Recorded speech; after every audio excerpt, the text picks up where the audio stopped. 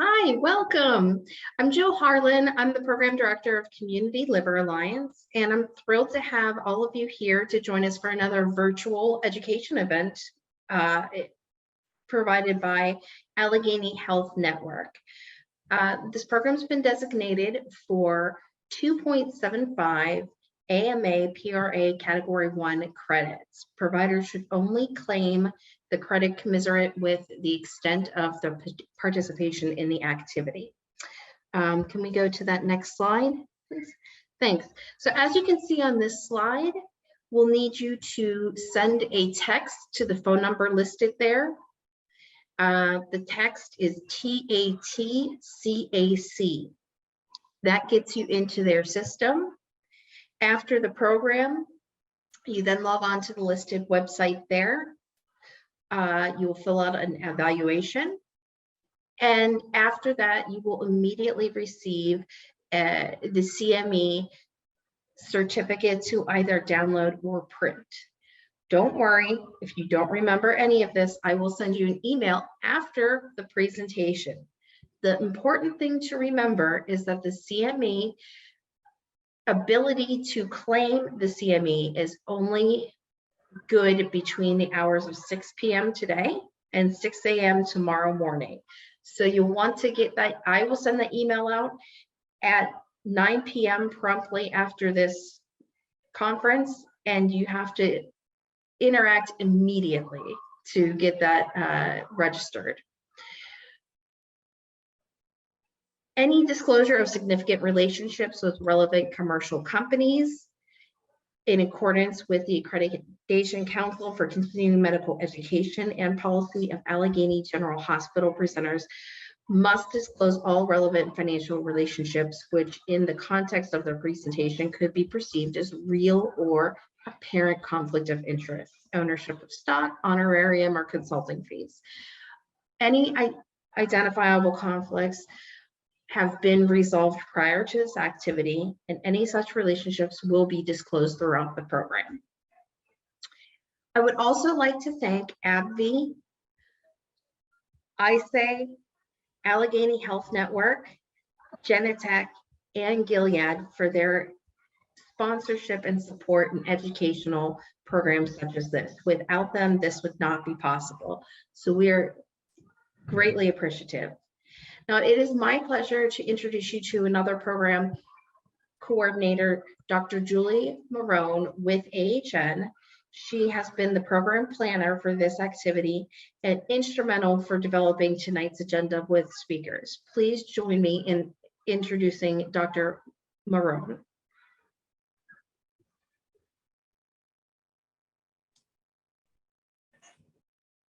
Thank you, Jill.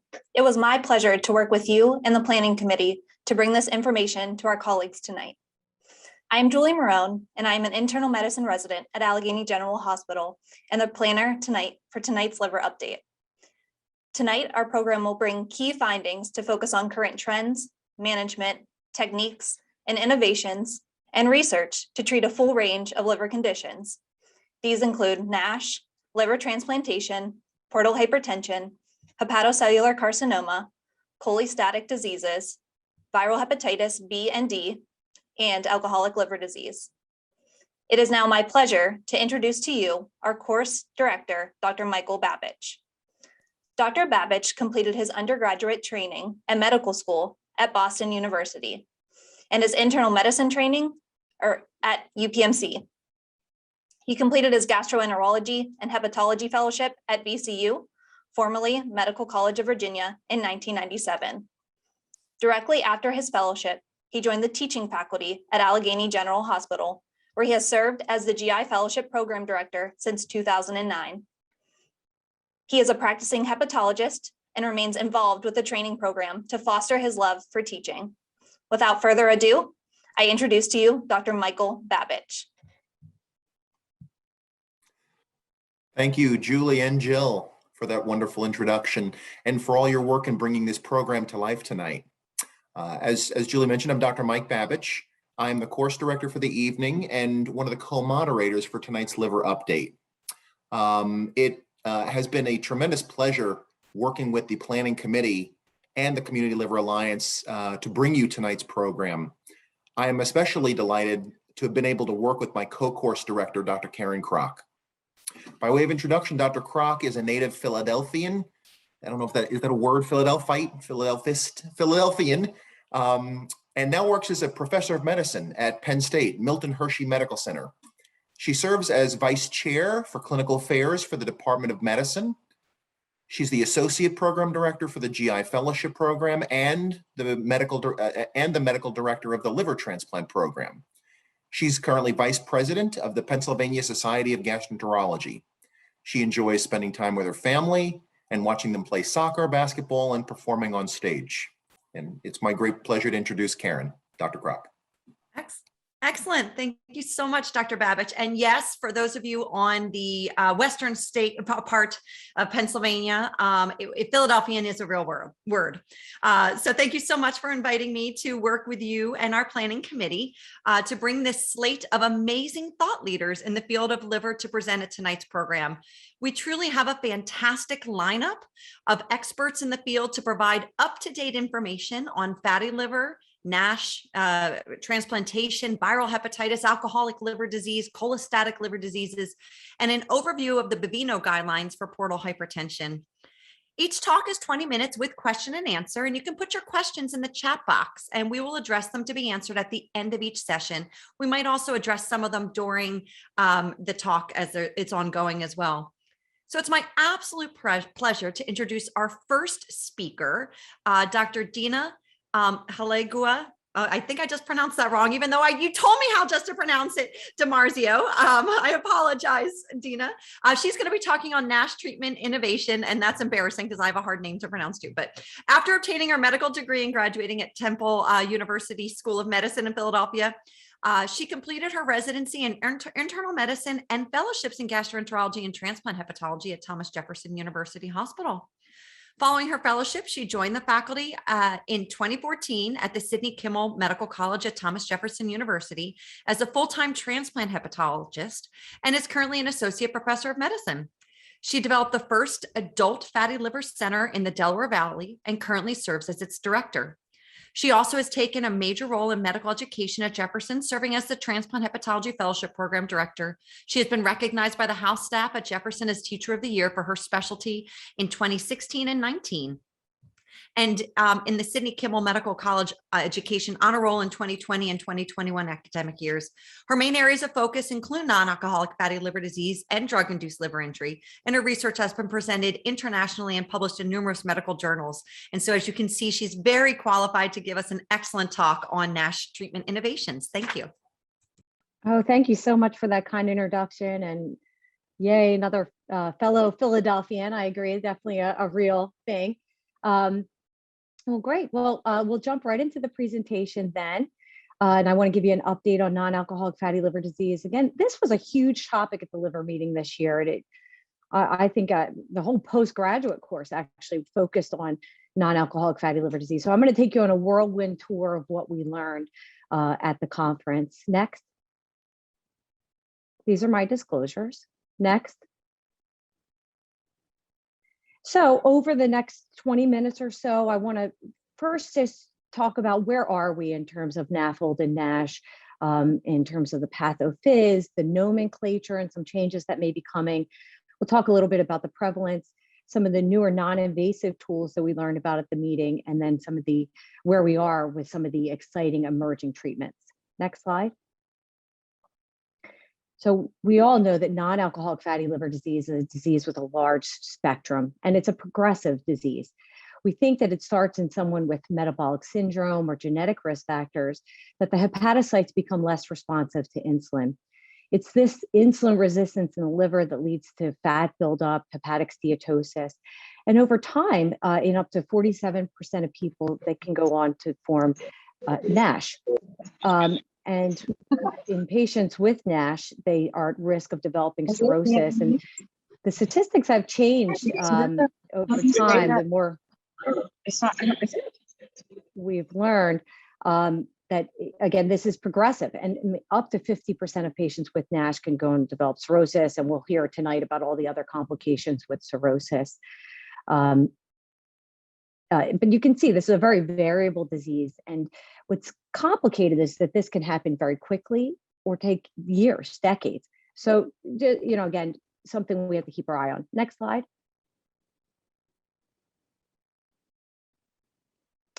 So I wanted to bring your attention to something that was discussed at the meeting, the thought that we may be moving towards changing the name from NAFLD to MAFLD, metabolic associated fatty liver disease. The definition of MAFLD is the diagnosis made with hepatic steatosis seen on imaging, plus at least the presence of one other condition such as obesity, type 2 diabetes, or metabolic disease. What's different about this diagnosis is that it's not a disease of exclusion like previously, where we would, patients who had alcohol use, we would exclude them from this disease. It's more inclusive, which I think is a good thing, where if we're acknowledging that this disease has this metabolic background and a patient may also have alcohol use, and we all know about this gray area, it just may alert us that there's more patients out there that need treatment. Definitely some considerations, and there's a lot of talk going on. You may have seen this recently in some journals as well. What is metabolic syndrome? What about alcohol? How are we going to deal with that? But truly, we just need to get all of the stakeholders on the same page before this will actually become a change. Next slide. And again, I think it's a good change. So we're going to focus on just identifying patients and being able to treat them.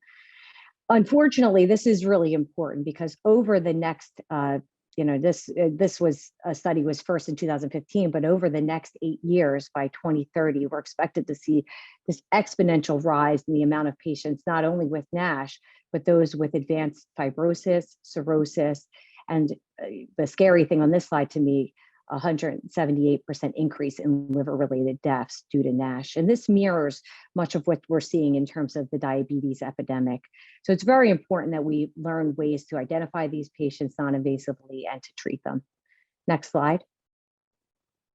And this was a poster that we presented at the liver meeting. I thought it was kind of interesting. That study I just showed you previously was a model that was trying to predict what things will look like in 2030. But what about COVID-19? So we decided to survey our patients with NASH, and we had 312 patients respond to our survey.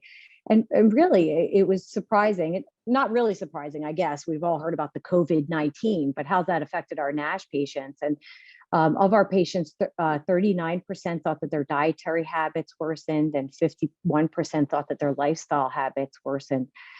So I'm scared to see what this last 2 years is, how this is going to impact NASH and the epidemic. Next slide.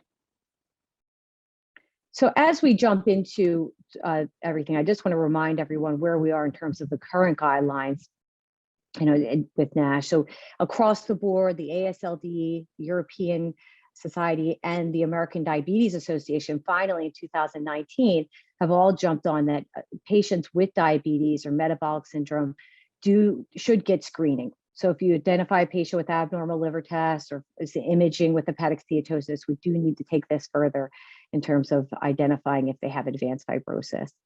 Next slide. And this is, again, just to emphasize the importance. This was a study that was presented at the liver meeting, has recently been published as well. But patients with diabetes, I know I've been harping on that, this insulin resistant diabetes, but this is really the biggest risk factor we need to look out for. We've always known that this was a risk factor, but this is data where they followed patients in a diabetes clinic and did liver biopsies or offered liver biopsies in patients with elevated ALT. But the prevalence of NASH in this group was 58%, and 38% had advanced fibrosis. This is double what we thought previously. So, again, this is a group that we really need to pay attention to and identify. Next slide. So let's talk about what options we have. And I put this up here more for historical, analysis. This is so far the tests that we have available in terms of non-invasive tests. You can see there are some simple scoring systems I'm sure you're aware of, some blood markers, some tests that you can order through labs, and then elastography, which has really revolutionized things. But we haven't gotten to the point that we're able to get rid of the liver biopsy. But I think we're getting very close based on some new data from the liver meeting. Next. And just to kind of show you that, one test alone is not enough in many cases. All of these tests have this indeterminate range where it's really hard to identify if the patient truly has advanced fibrosis or not. Again, if it is clear on one end or the other, that's easy. But if we can shrink down this indeterminate range by adding 2 non-invasive tests, then we can start to mimic the accuracy that we can get with a liver biopsy. Next. And one of the scoring systems that sets out to do this is the FAST score. And this has been presented previously, but again, at the liver meeting, this was reviewed. The FAST score combines liver stiffness using VCTE or FibroScan, CAP score, and AST. And they've shown really excellent positive predictive value and negative predictive value, as you can see here. And what was interesting at the meeting, they showed that we could actually use this scoring system to monitor patients. So improvement in this score is similar to what we would see in terms of histologic improvement on a liver biopsy. So I think this is going to be a really dynamic tool that we can use for patients in terms of not only diagnosis, but also monitoring. And can be easily calculated in the clinic if you have those variables available. Next. Another scoring system that was unrolled at the meeting was the Agile 3+ and Agile 4. This is specifically for patients with advanced fibrosis and cirrhosis, stage 3 fibrosis or stage 4, and combined the FIB measurements that you would get from the FIB-4 with liver stiffness. And you can see from this table that it was able to show better accuracy than either of these scoring systems individually. So, again, pretty easy, usually data that we do have available, but can increase our accuracy and be used. So you're going to be seeing more of this, but this was a very large cohort and really promising data. Next slide.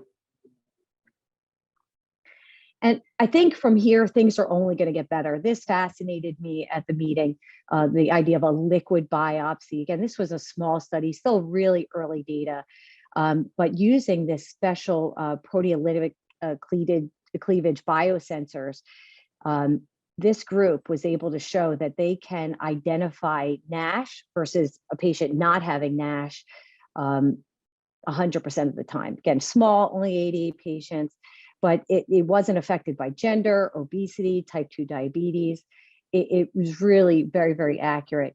So I think we're going to see more technologies like this moving in the future. And hopefully one day we'll just order a liquid biopsy and be able to identify these patients. We're definitely going in the right direction. Next slide. All right, well, let's jump into treatment of NASH and what we learned at the meeting. Next. Well, in terms of diet, I thought this was interesting. This was also presented at EASL last year and then reviewed at the meeting. But I think we all struggle as physicians on what diet our patients should be working on, and there's no one size fits all. So it's good to learn that we may have some other options. And in this case, the low carb, high fat diet, similar to what we call the keto diet, and intermittent fasting diets were shown to be very effective in helping reduce hepatic steatosis using MRI-PDFF, as you can see here, significant decrease in liver fat fraction using these diets in comparison. Sorry, if you can go back.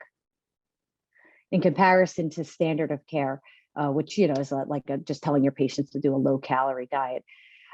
This was exciting. I know we've been a little bit hesitant to recommend the keto diet and those types of high fat, low carb diets to our patients, but this data supports that this could be useful for patients, effective, and just some other things that we can offer in terms of dietary changes. Next. What about bariatric surgery? We know that there's been extensive data from France that bariatric surgery definitely helps in terms of being able to reverse NASH and steatosis.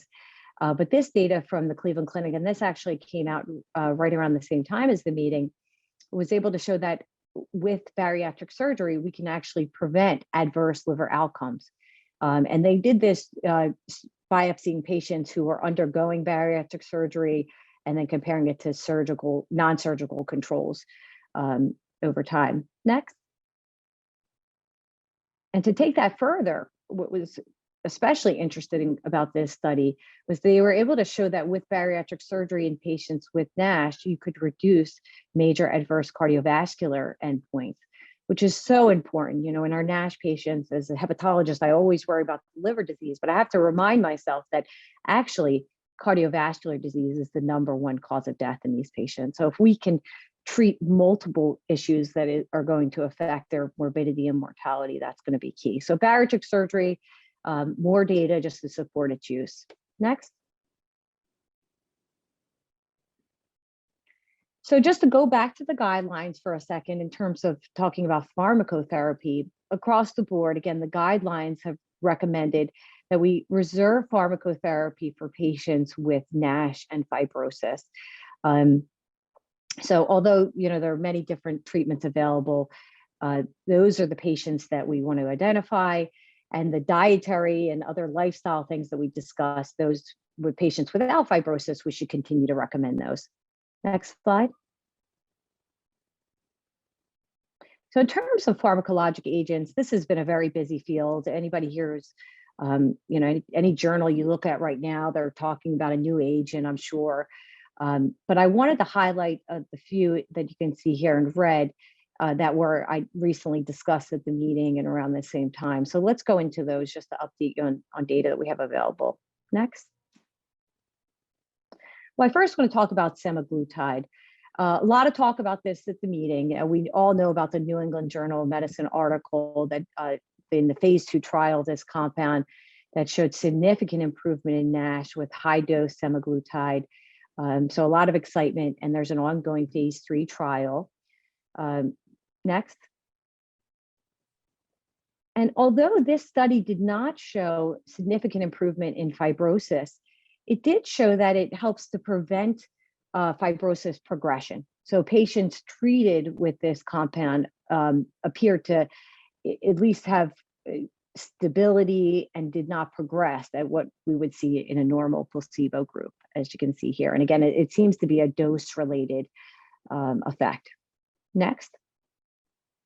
What we did learn at the meeting, though, which I think many of us have asked ourselves, okay, well, the semaglutide only work because it helps people lose weight. We know that's one of the powerful effects with this medication. And that's a big part of it, probably about 72% of the effect. But looking at this data, it appears that there is something intrinsic to semaglutide and that, you know, the GLP-1 agonist that also affects the liver and helps to reverse NASH. So again, a promising treatment that I think we're going to be seeing a lot more of. Next. Now, things from there aren't all as happy. Unfortunately, we also saw a lot of compounds determine that they're not going to move forward. Unfortunately, things that we had been really hopeful about. One of those was pegbelfermin, which is FGF21. This compound, this specific study was a phase 2 looking at patients with stage 3 or 4 fibrosis. And unfortunately, they did not meet their endpoint and have decided to stop this program in terms of studying NASH. Next. Similar story with adafermin. This is FGF21. Really positive early data that we saw in terms of significant hepatic steatosis improvement, but did not meet the endpoint needed in the study, and they decided not to move forward. Next. But still, there's some excitement. The lanfibranor, which is a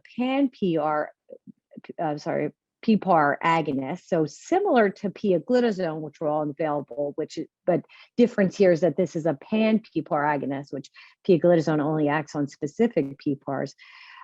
This very exciting study, 247 patients, was able to show at the high dose of this compound, as you can see here, really significant improvement in NASH in 55%. So this is going forward in phase 3 trial, and hopefully we'll be seeing more at future meetings with overall good safety. Next. And another compound that we're going to be hearing more about, resmetirom. This is a thyroid hormone receptor beta agonist, which I think is fascinating. We've learned recently that there are thyroid receptors on the liver, specific ones that may be cause NASH or can lead to NASH occurring. And this compound has shown a lot of promise. What's been interesting with this study as well is that although they are doing liver biopsies, they've used non-invasive tools like MR elastography, where you can combine it with MR PDFF, proton density fat fraction, and shown, as you can see here in the high dose, almost 50% reduction in hepatic steatosis. The phase 3 trial is ongoing. Next slide. And we just received this press release. You may have seen this in your email January 31st, that they presented some top line results from the phase 3 trial showing significant improvement in hepatic steatosis so far, and what they've seen, and also some key measures in cardiovascular health, which again is really important to us and our patients with NASH. So a significant improvement here in terms of triglycerides. So an exciting compound, and hopefully we'll be seeing more things as it moves towards FDA approval, I think, in the next year or so. Next slide. You can see that the key here really is combination therapy. No one agent is perfect. No one agent is going to wipe out everyone's NASH or reverse it.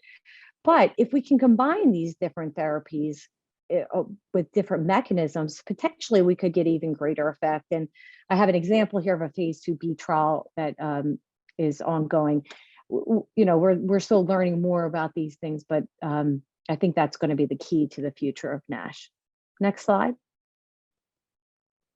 So just some take-home points. NASH is a common progressive disorder with increasing prevalence that can lead to cirrhosis, hepatocellular carcinoma, liver failure.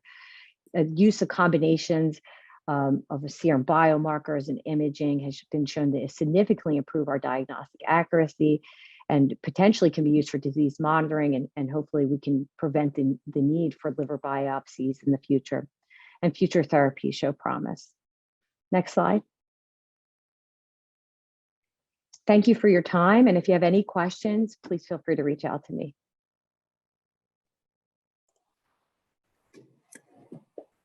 I don't see any questions in the chat box yet, but I have one. Dr. Halegua, you'd started off talking about non-invasive markers of fibrosis. Do you personally have a preferred combination that you use in your practice now? And where do you still see a role for liver biopsy? Yeah, great question. I really like the non-invasive tools like the FIB4. It's so easy. We can calculate that while we're seeing patients instead of, spending more money on the FibroSures and which don't have great accuracy, unfortunately. And I love elastography. Honestly, every patient I'm seeing with fatty liver needs to get elastography, and especially things like FibroScan. They're so inexpensive if you have one accessible. And if you can combine it with an ultrasound, it's really a great tool. A few pitfalls with that, though. Definitely in our obese patients, be careful with elastography, especially when BMI is over 35. Sometimes the accuracy can be affected. So I'm using a combination. I'm starting to use the FAST score that I mentioned. That one's very easy to calculate. And the ELF score, I didn't get a chance to dig into that, but everybody may know that just got FDA approval. It's not easy to order yet, so I'm still working on how to integrate that in my process, my practice, but that's going to be very exciting, specifically for diagnosing those advanced fibrosis patients. Thank you. Thank you very much. It's now my honor to introduce our next speaker. Certified by the American Board of Surgery, Dr. Lorenzo Machado is a highly skilled transplant surgeon who specializes in liver transplantation, hepatobiliary surgery, and minimally invasive laparoscopic liver surgery. Dr. Machado earned his medical degree at the University of California, San Francisco, completed his surgical residency at Maricopa Medical Center in Phoenix, Arizona. Then he received additional training in abdominal transplant surgery during his fellowship at the University of Cincinnati. He is a member of the American Society of Transplant Surgeons, American College of Surgeons, and the American Medical Society. And he also works as an instructor for advanced trauma life support. Dr. Machado. Oh, Mike, thank you. Next slide, please.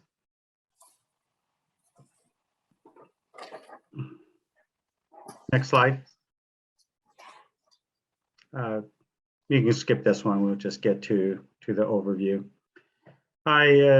Thank you for having me. And tonight I want to discuss some recent changes that have occurred over the last few years regarding the organ allocation system and the impact that that's had on liver transplant candidates.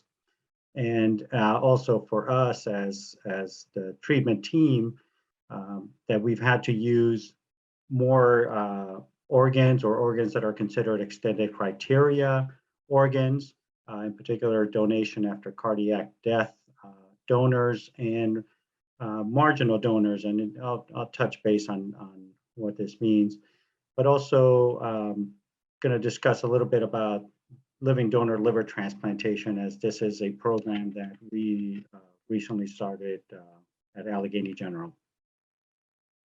Next, please. So the traditional way, or the way that the organ allocation system worked, and many of you have probably seen maps like this, is that the country was divided into regions. And as you can see, the map on the screen left, Pennsylvania is shaded in this gray, along with West Virginia and New Jersey.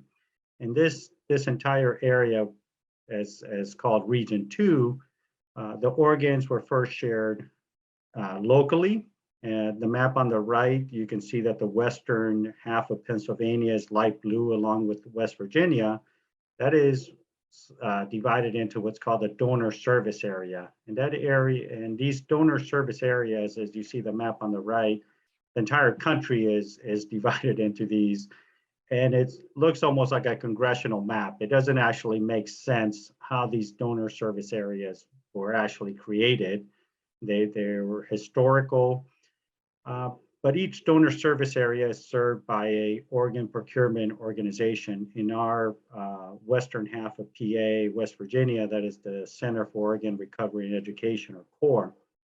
And the idea was to keep organs first locally, or offer them locally to patients within that donor service area. And then regionally, which meant the entire state of PA, New Jersey, and West Virginia. And lastly, nationally. Well, that created some disparities, especially on the coast, in particular the East Coast and the West Coast, where the higher population centers are located, and median MELD scores really were driven up, or were going up in these urban centers. MELD scores in the high 30s were sort of the median scores that were used in New York and LA. And down in the South, you had centers with median MELD scores in the low 20s.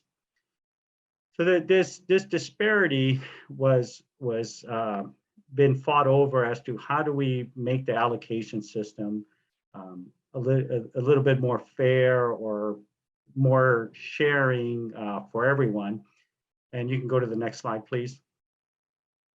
And so then that brought about in the last few years something called acuity circles, where the allocation is no longer based on these donor service areas or regions, but it's actually based on where the donor is actually located, i.e. the donor hospital. And there's, as you can see in the diagram below, there's circles around what's supposed to be the donor hospital. And the distance from the donor hospital is 150 nautical miles, 250 nautical miles, or 500 nautical miles. And based on the location of the recipient center, that's how the organ is allocated, or that's where the priority is set for patients. But it also takes into account whether this donor is a donation after brain death, or a donation after cardiac death, where DCD donors are considered more marginal. So they tend to be allocated more locally. It's based also on the donor age, with younger donors being more widely shared, as opposed to donors who are greater than age 70 tend to stay more local. But it's also based on the recipient MELD score. a higher MELD score, it's shared more broadly. Also, pediatric patients will get more priorities. Next slide, please. So the idea with these acuity circles was to even out the median MELD score throughout, and we'll see in the coming years what that does. And at Allegheny General, our median MELD score is around a 26, 27. And the idea is, well, everyone should be closer to somewhere around a 28, 30, both East Coast, Midwest, West Coast. But what that does is it's going to drive the MELD score or the median MELD score for recipients a little higher. So what is that going to do to the lower MELD patients? What is that going to do for patients who are MELD scores 15 to 25, who technically are not getting offers, but may be very sick? They have ascites that requires paracentesis every couple of weeks. Their life is fairly miserable, that they spend all their time going from one paracentesis to the next, almost like dialysis patients. But these donors, then we started to, the idea is, well, how do we get these recipients transplanted? And this is where this idea of marginal donors comes in. Can we start using livers that are quote unquote marginal? And I put it in quotes because these still are very good livers. Sometimes as surgeons, we use these words marginal, and our medical colleagues, I can see the look on their faces. They think we're giving someone a bad organ. It is really just a risk-benefit ratio. And I'll go into a little more into what that means, but we're talking about, would I want to transplant everyone with a 25-year-old low BMI, perfect liver? Of course, but the reality is we don't have many of those organs. So we have to look at donation after cardiac death, older donors, donors with increased steatosis. And from the last talk, as you guys can see, this is becoming an increasing problem. So as more patients, or as our society gets bigger, we're going to have to start to look at how can we use these organs that historically have been discarded. And the last is, do we consider doing living donors? This graph on the right shows the experience of the DCD donors, or the DCDs, over the last 20, 25 years or so. And as you can see, it's been increasing, and especially in the last 10 years or so, it's increasing significantly. Next slide, please. This is actually the entire liver transplant experience. And the bars in blue are deceased donors, both brain dead and DCDs. The bar in red represents living donors. And from its inception, liver transplant, the number of liver transplants that we have been doing has also been increasing. And last year was the first time total as a country we passed 9,000 liver transplants in a year.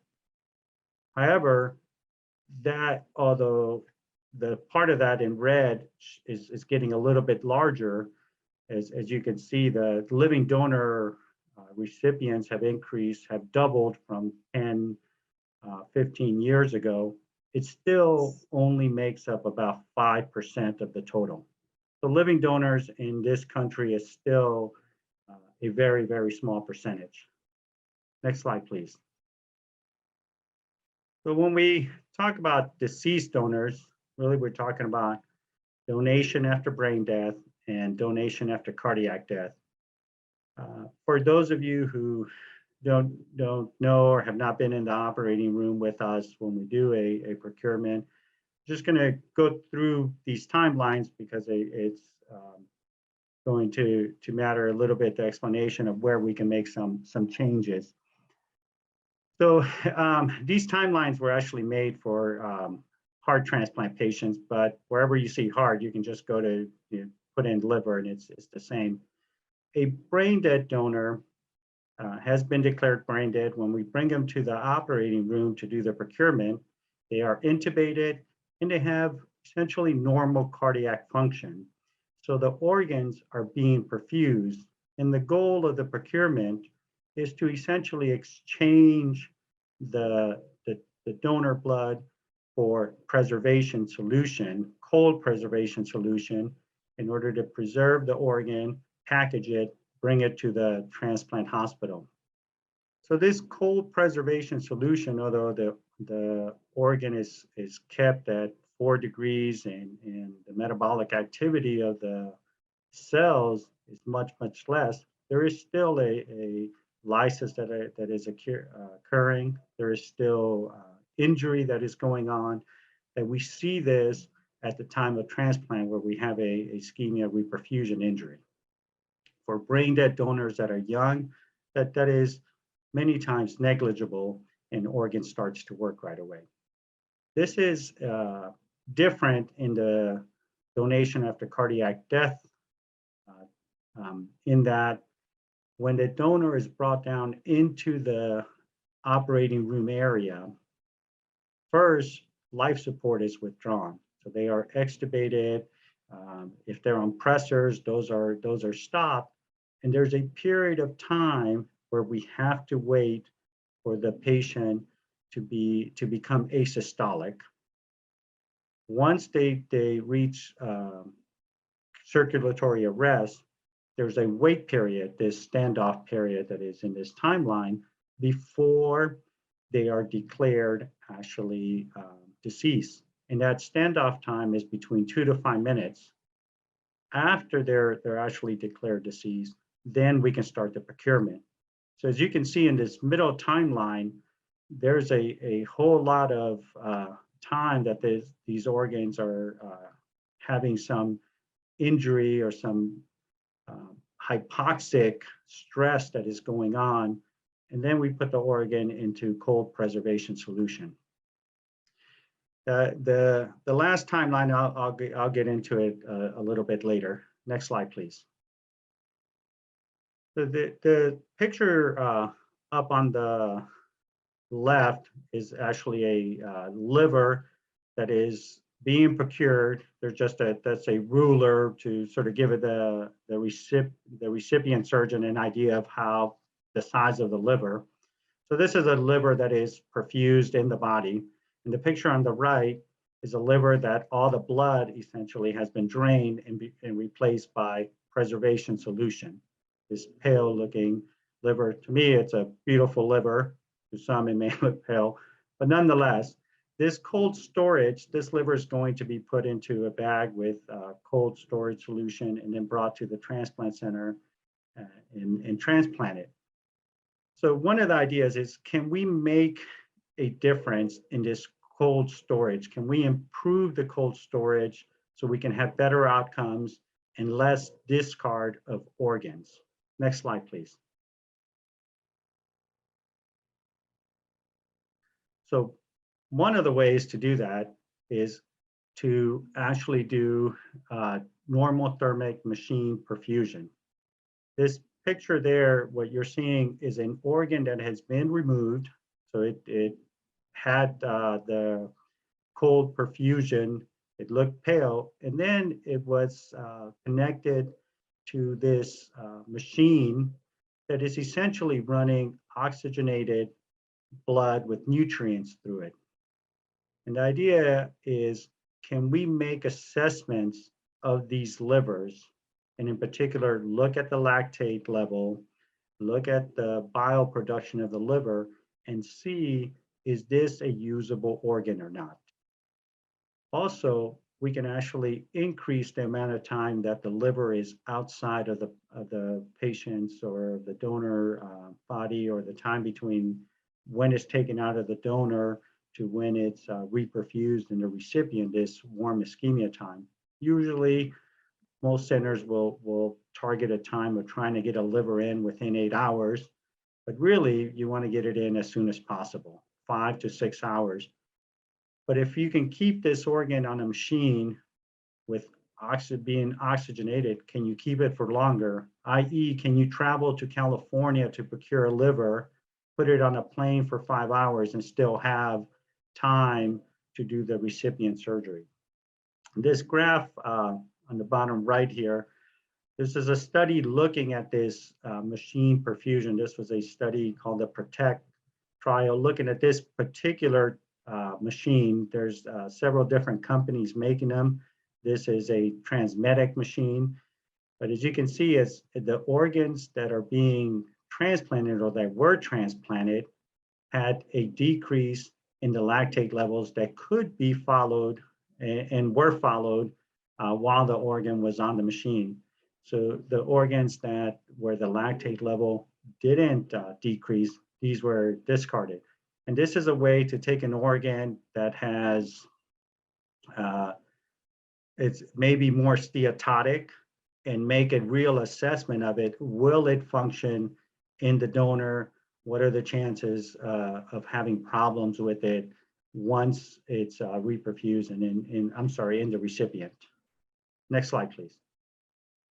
So they also looked at what's called early allograft dysfunction. And for any of you guys who treat liver transplant patients, you'll know that early allograft dysfunction can lead to many, can lead to a longer hospital stay. Patients can have bleeding, longer ICU stays. And this, when the organs were placed on this machine, they were noted to have less early allograft dysfunction. The graph on the top right shows that they had less moderate to severe lobular inflammation, which is a marker for reperfusion injury. And most importantly, these organs also had less ischemic cholangiopathy, which for any liver transplant surgeon, this is could be a terrible outcome for our patients. Next slide, please. But one of the biggest thing, if you look at the graph on the right, top right, the utilization rate, especially for the DCD organs, was much higher, double the utilization rate. This was still a small study, a small group of patients, but very, very promising. And in the last graph down at the bottom, outcomes were similar, one-year outcomes. Next slide.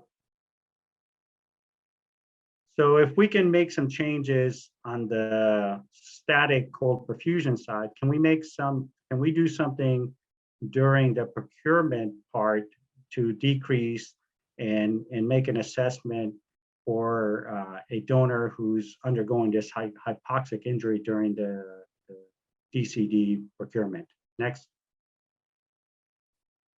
Well, this idea of normothermic regional perfusion is to put patients who have undergone who are DCD patients and really rewarm them and re-provide oxygenated blood. And you do this through ECMO cannulation. So instead of putting cannulas and putting cold perfusion through, we actually put blood through, or we run the blood, and then we can make assessments just like with the organ that was ex vivo. We can make assessments of the lactate level. We can make assessments of bioproduction. Next slide, please. And this is just graphs showing livers that were used, and specifically the lactate level. More importantly, the ones that were used, you can see the lactate level decreasing. The ones that weren't used, and this is new technology for those of us. So even some of these organs potentially could have been used. But if the lactate level didn't decrease significantly, these were not used. Next slide.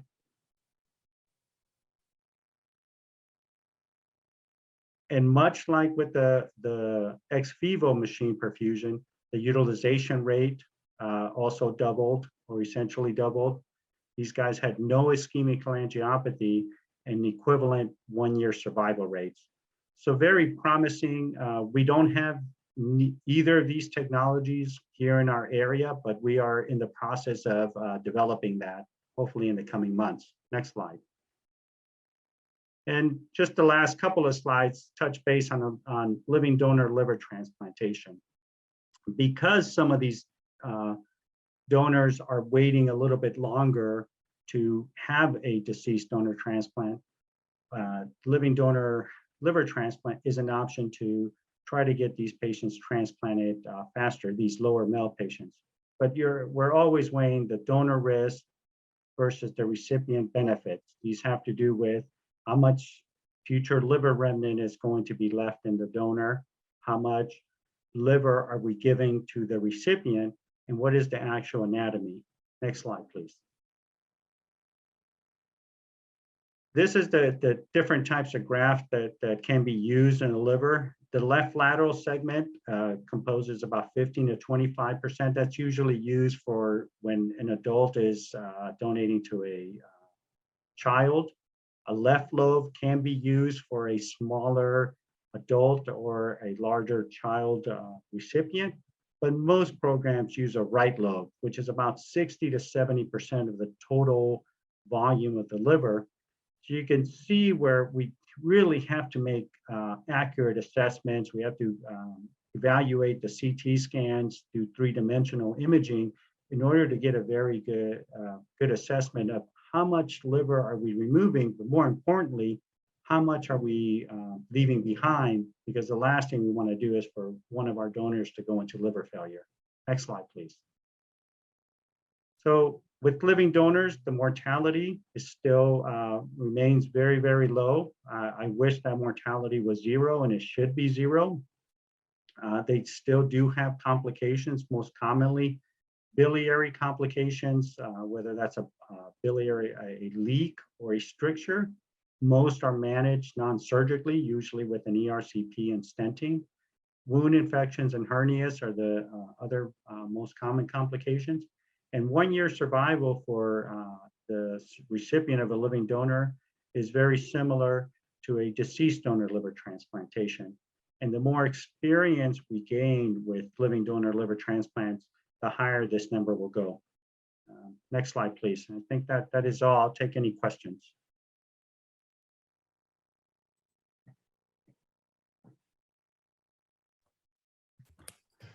Thank you very much. I think that, first off, it's impressive to see 9,000 transplants. I mean, for a long time, we were sort of stuck at that 5,800, 6,000 number. And in the year of the pandemic, is the second year of the pandemic. So that's really exciting. But I think that what you really told us, Dr. Machado, was it's not really a question. I'm just saying that it's only going to get more. Like there's only going to be more options. So, good luck, transplant surgeons. You guys don't get much sleep. Well, I like that we're having definitely more. The thing that we're finding is that our donors, much like the rest of the population, is becoming sicker, right? More comorbidities. So we're finding, how do we work around that? And that's what these technologies are trying to do. How do we work around having not just sicker recipients, but sicker donors? Sicker donors. Excellent. Well, thank you so much for that excellent talk. And I loved your initial comment about how the map looked like the not electoral. The congressional district. Congressional. Yeah, you're right. It doesn't make much sense. Thank you. Okay, well, it's my pleasure, my absolute pleasure, to introduce our next speaker, Dr. Ranjita Bahrwani, who is going to be speaking on the overview of the Baveno guidelines for portal hypertension.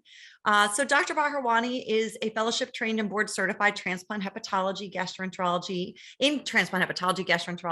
and internal medicine.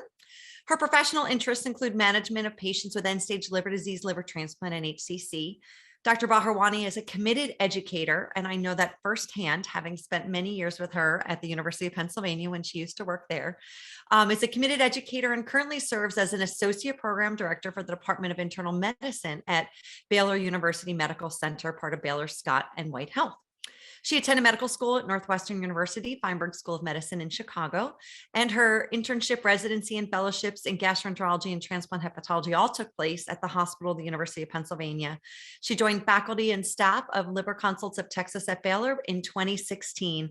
I'm very excited to see her, as I have not seen her in quite a few years now because ASLD has been virtual, but it's nice to see my good friend, Dr. Bhawani. Thank you so very much. I hope you guys can see and hear me okay. We can hear you and not see you yet, but we can hear you.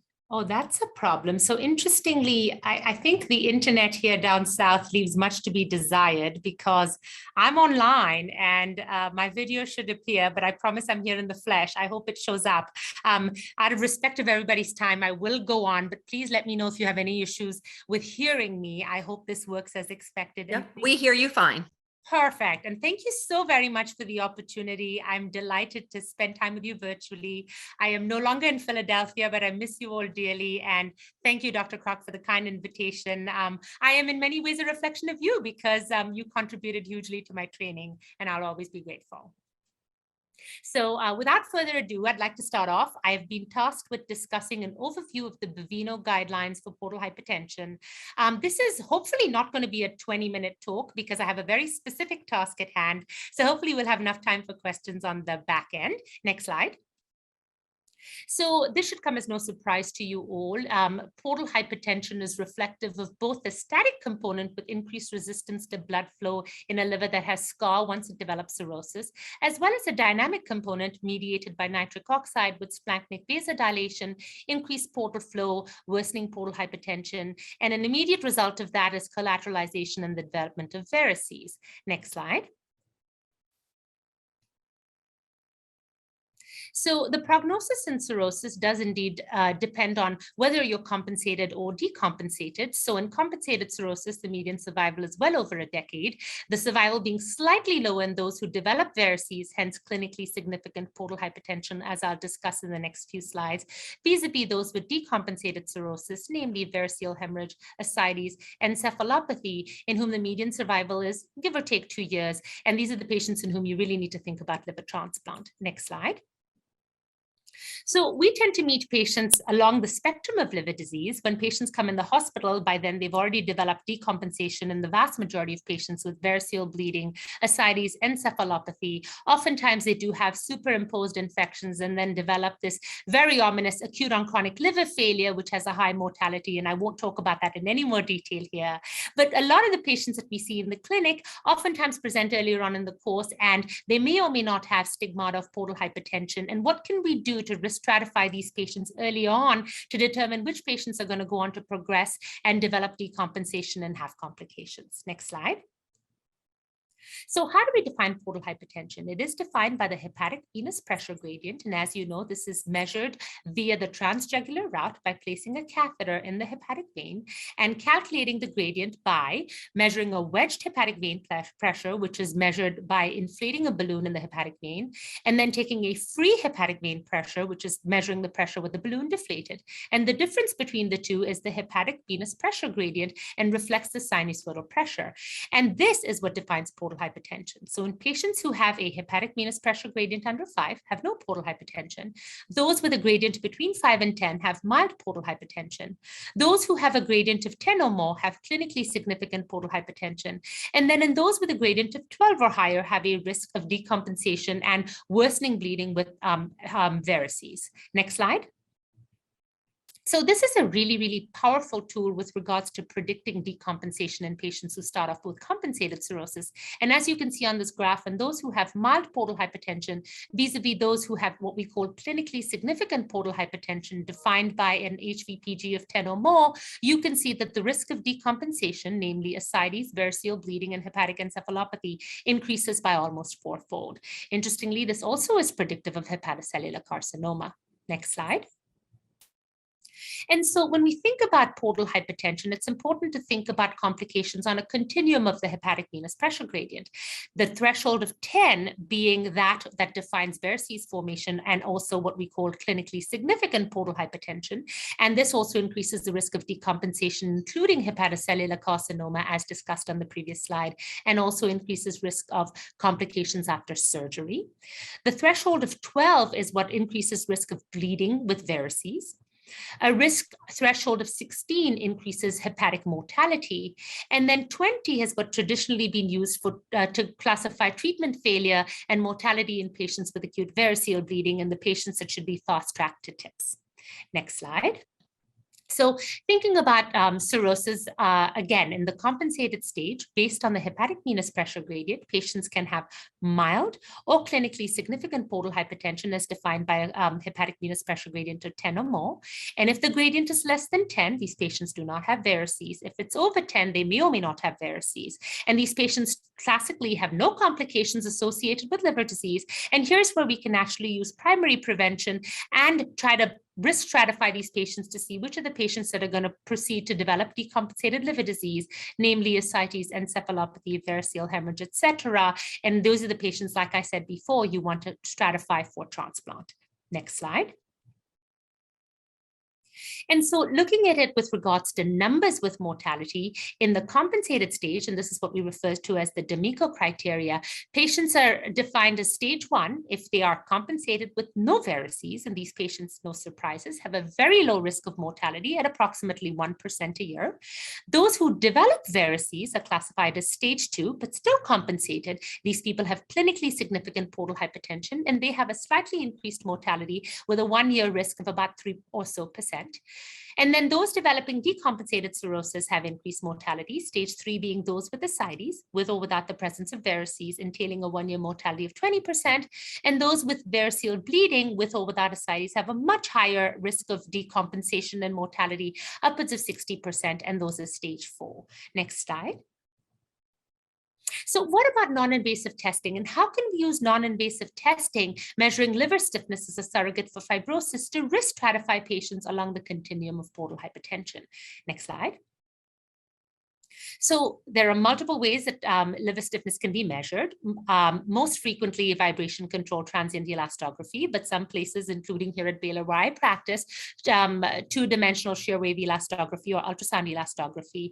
And the new kid on the block that is not available uniformly and also not easy to get insurance approved, but definitely a better quality study is MR elastography. And all of these essentially measure liver stiffness as a surrogate for fibrosis non-invasively. Next slide.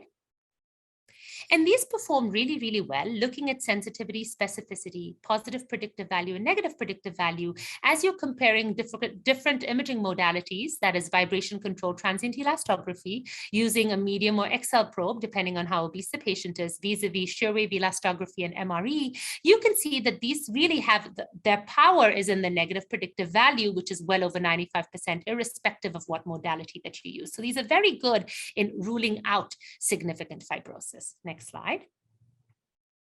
And so this is probably the most important slide of the talk that I'd like you to take away today is how can we use non-invasive testing to determine what patients' risks are of clinically significant portal hypertension, namely varices. So in patients who have newly diagnosed liver disease, the first question is, do they have compensated liver disease or not? And by that, I mean, do they have ascites, encephalopathy, or variceal hemorrhage? And if they do, then they are decompensated, so then they need an annual endoscopy.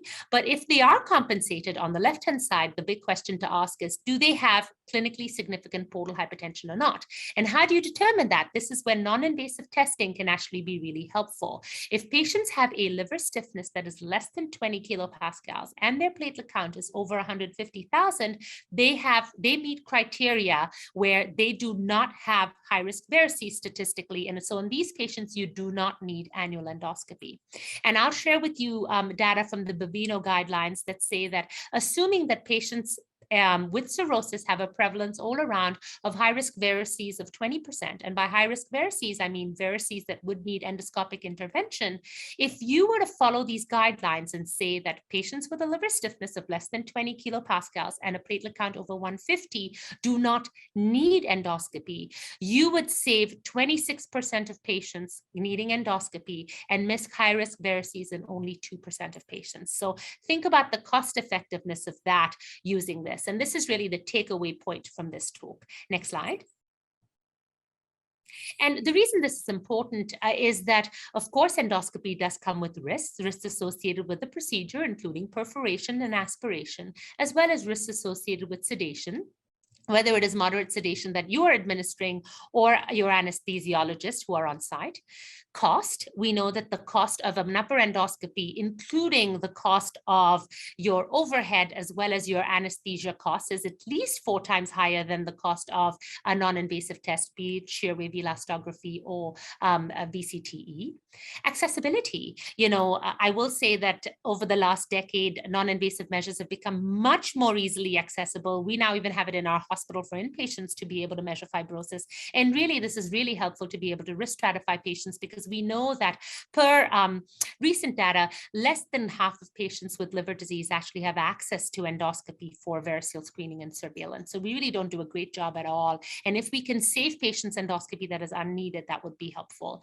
And as I shared with you earlier, and I'll show you some more data, indeed, this is effective. It is helpful to use non-invasive testing to identify those who are at low risk for varices and hence can skip the endoscopy.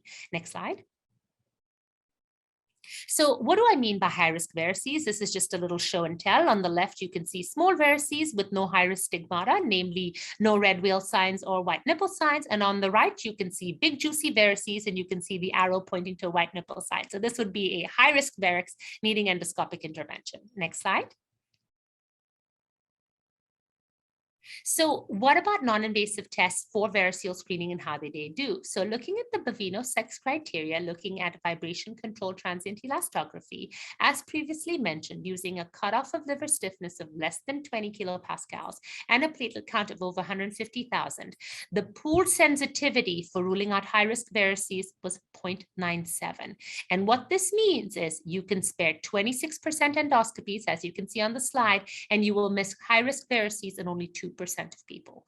Now, expanding the Baveno criteria, increasing the liver stiffness threshold to less than 25 kilopascals and the platelet count to over 110,000, the sensitivity does go down. You spare more endoscopies, up to 43%. However, you miss a slightly higher number of the high-risk varices, namely 5%. And so where is your happiness threshold is the question. And so indeed, if you keep conservative with the stiffness threshold of less than 20 and the platelet count of over 150, you really spare up to a quarter endoscopies, and you miss high-risk varices in only 2%.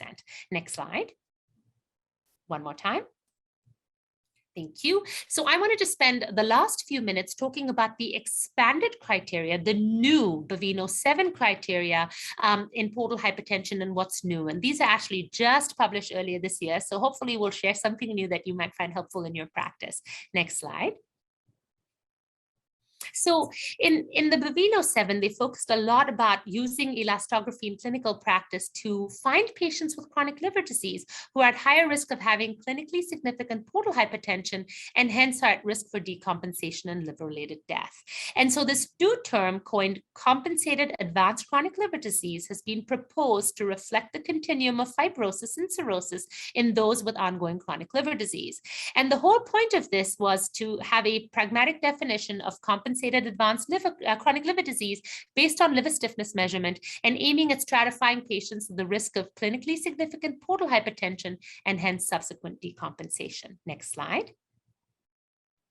So in patients who have liver stiffness measures by transient elastography of less than 10 kilopascals without known clinical or imaging signs, ruling out compensated advanced chronic liver disease, less than 10 is plenty, you've ruled it out.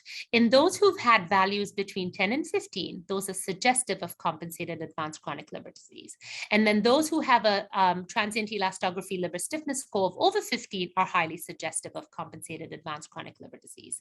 And in those who have a liver stiffness measure of less than 10, their 3-year risk of decompensation and liver-related death is negligible at less than or equal to 1%. So that threshold of 10 kilopascals should hopefully give you ease that these patients are not going to progress to decompensated liver disease or clinically significant portal hypertension. Next slide. And so this is a nice framework to keep in mind, which is the rule of 5 as suggested by Baveno 7, which is that if you have a liver stiffness of less than 10 kilopascals, you are ruling out compensated advanced chronic liver disease. 10 to 15 is the gray zone where you may or may not have compensated advanced chronic liver disease, but you can be comfortable that if someone has a liver stiffness of less than 15 and their platelet count is over 150, they definitely do not have clinically significant portal hypertension. If they have a liver stiffness less than 20 and their platelet count is over 150, you can avoid endoscopy based on the Baveno 6 criteria. And then, of course, the higher the liver stiffness over 20 and particularly over 25, you definitely have compensated advanced chronic liver disease and you're at higher risk for decompensation. Next slide. And so even though clinically significant portal hypertension, as I shared with you a couple slides ago, is hepatic venous pressure gradient driven with that threshold of 10 as we discussed, non-invasive tests are sufficient per Baveno 7 and they're accurate to identify clinically significant portal hypertension in clinical practice. So once again, if by transient elastography, your liver stiffness is less than or equal to 15 and your platelet count is 150 or higher, you are ruling out clinically significant portal hypertension with a sensitivity and negative predictive value of over 90%. So you can feel pretty good about these numbers. And the Baveno 6 criteria are good for looking for endoscopy with high-risk varices, i.e. your liver stiffness measure of less than 20 and platelet count of over 150 can be used to rule out high-risk varices. And so here this is safe, cost-effective, hopefully accessible, and indeed effective. And like we said, you're only going to miss 2% of high-risk varices if you stick to these thresholds. Next slide. So in those patients who have liver stiffness values of between 7 and 10, so again, they're less than 10, so they do not have compensated advanced chronic liver disease. If they have ongoing liver injury, i.e. ongoing alcohol use, untreated hepatitis C, insufficient weight loss in non-alcoholic fatty liver disease, these patients should be monitored for changes indicating progression. And in those who have compensated advanced chronic liver disease, you want to repeat the liver stiffness measure every year. And a clinically significant decrease in liver stiffness measures, which is associated with a substantially reduced risk of decompensation and liver-related death, is defined as a drop in 20% or more associated with that threshold of 20 for liver stiffness, or otherwise any decrease in liver stiffness to less than 10. So if you have a 20% drop associated with a less than 20 in your absolute measure of the liver stiffness, you've actually had a significant decrease clinically, or if you actually meet that threshold of 10, at which point you do not have compensated advanced chronic liver disease. Next slide. So patients avoiding screening endoscopy can be followed with yearly transient elastography and platelet count assessment. And if the liver stiffness increases to 20 or more, or the platelet count declines to under 150, that's when screening endoscopy is indicated. And in the absence of cofactors, a special mention for hepatitis C was in the Baveno 7, that in those who have hepatitis C-induced compensated advanced chronic liver disease, who subsequently achieved a sustained virologic response, hence have been cured, and show improvement in liver stiffness measure to less than 12 and platelet count of over 50. So this is a special criteria for Hep C only, can be discharged from portal hypertensive surveillance because they have negligible risk of hepatic decompensation. So with Hep C, the threshold is not 15 and 150, but 12 and 150. However, given the risk of liver cancer, even in those with stage 3 fibrosis with hepatitis C, HCC surveillance should continue in these patients, irrespective of that threshold for liver stiffness measure per Baveno. Next slide. And so I just wanted to put this slide up because this was just published in the Journal of Hepatology, looking at risk stratification of decompensation using these criteria of liver stiffness and platelet counts in patients with compensated advanced chronic liver disease. And so when you look at the patient's grades based on liver stiffness measures, grade 3 being liver stiffness of 25 or higher, grade 2 being liver stiffness of 20 to 25, and then grade 0 and 1 being a liver stiffness of less than 20, but 0 associated with a platelet count of 150 50 and higher, and 1 being a platelet count less than 150. When you look in the graph on the right, looking at the cumulative incidence of liver decompensation vis-a-vis time, what is fascinating is that even when you look at the grade 0 to grade 1 patients, which by the way, both of those have a liver stiffness of less than 20, but grade 0 has a platelet count of over 150 and grade 1 has a platelet count of less than 150, you can see that having grade 1, i.e. a drop in your platelet count, is associated with almost a 10-fold increase in hazard ratio for liver decompensation. So it's important to make sure that when you're looking at the liver stiffness measure, you want to look at that in conjunction with the platelet count. And so the table at the bottom is a nice one to try to think about this in clinical context. So in patients who have compensated advanced chronic liver disease, i.e. they have met that threshold of 15. If their liver stiffness is less than 25, if their liver stiffness is not less than 25, they're at high risk, i.e. they're the grade 3. If their liver stiffness is less than 25, are they less than 20? If not, they are grade 2, so they're medium risk for decompensation. If their liver stiffness is less than 20 and their platelet count is over 150, those are the low risk patients for decompensation that you can feel good about saying we don't need to worry about an endoscopy. But if their platelet count is still low, despite having the liver stiffness measure of less than 20, they are still considered medium risk. And so in those patients, you do want to proceed with an upper endoscopy, and they do have a higher risk of decompensation. Next slide. And so this is really my final slide before I'll take any questions, to remind you that in those with compensated liver disease, non-invasive testing is really, really helpful to determine what patients have clinically significant portal hypertension or not. And do remember, with regards to criteria for endoscopy, if you have a liver stiffness less than 20 kilopascals and your platelet count is over 150, you can defer endoscopy and repeat non-invasive testing annually. And then, you know, I do believe that the Baveno 7 criteria, which looks at the transient elastography stiffness measures on a continuum, are probably going to come more into clinical practice. But the big takeaway for right now is please do use these thresholds to determine need for endoscopy or lack thereof, as this really will not hurt your patients and save a lot of patients from endoscopy. Thank you so much, and I'll gladly take any questions.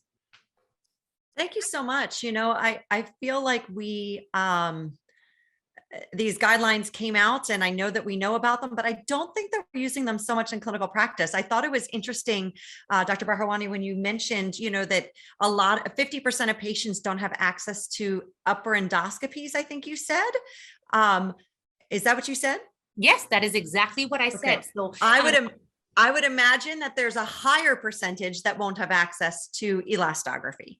And it's funny that you said that, because my concern was always that with regards to how it was available, but honestly, it's become much more available now. I'm often amazed. So I practice in Dallas, but I will tell you, I have patients that come within a 5-hour radius in Texas, and they can get elastography in small imaging centers. And I'm always pleasantly surprised. It is not that expensive and much more accessible than I thought it was. Well, yes, I think it is becoming more and more accessible, which is excellent. Dr. Machado.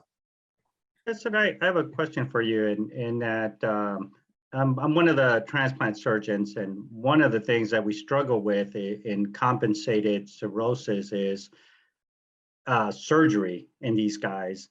And specific examples that come up is a patient who has both cirrhosis and end-stage renal disease, but their cirrhosis is compensated. Can we do a kidney alone transplant on these guys? And how do we determine that? Most of the time on these patients, we end up getting invasive testing. But has any of these non-invasive tests been used for something like that? And I don't know if we are ready to be the first to start doing non-invasive testing. Maybe we're a little too chicken to go that route. But have any of these non-invasive tests been evaluated in that setting?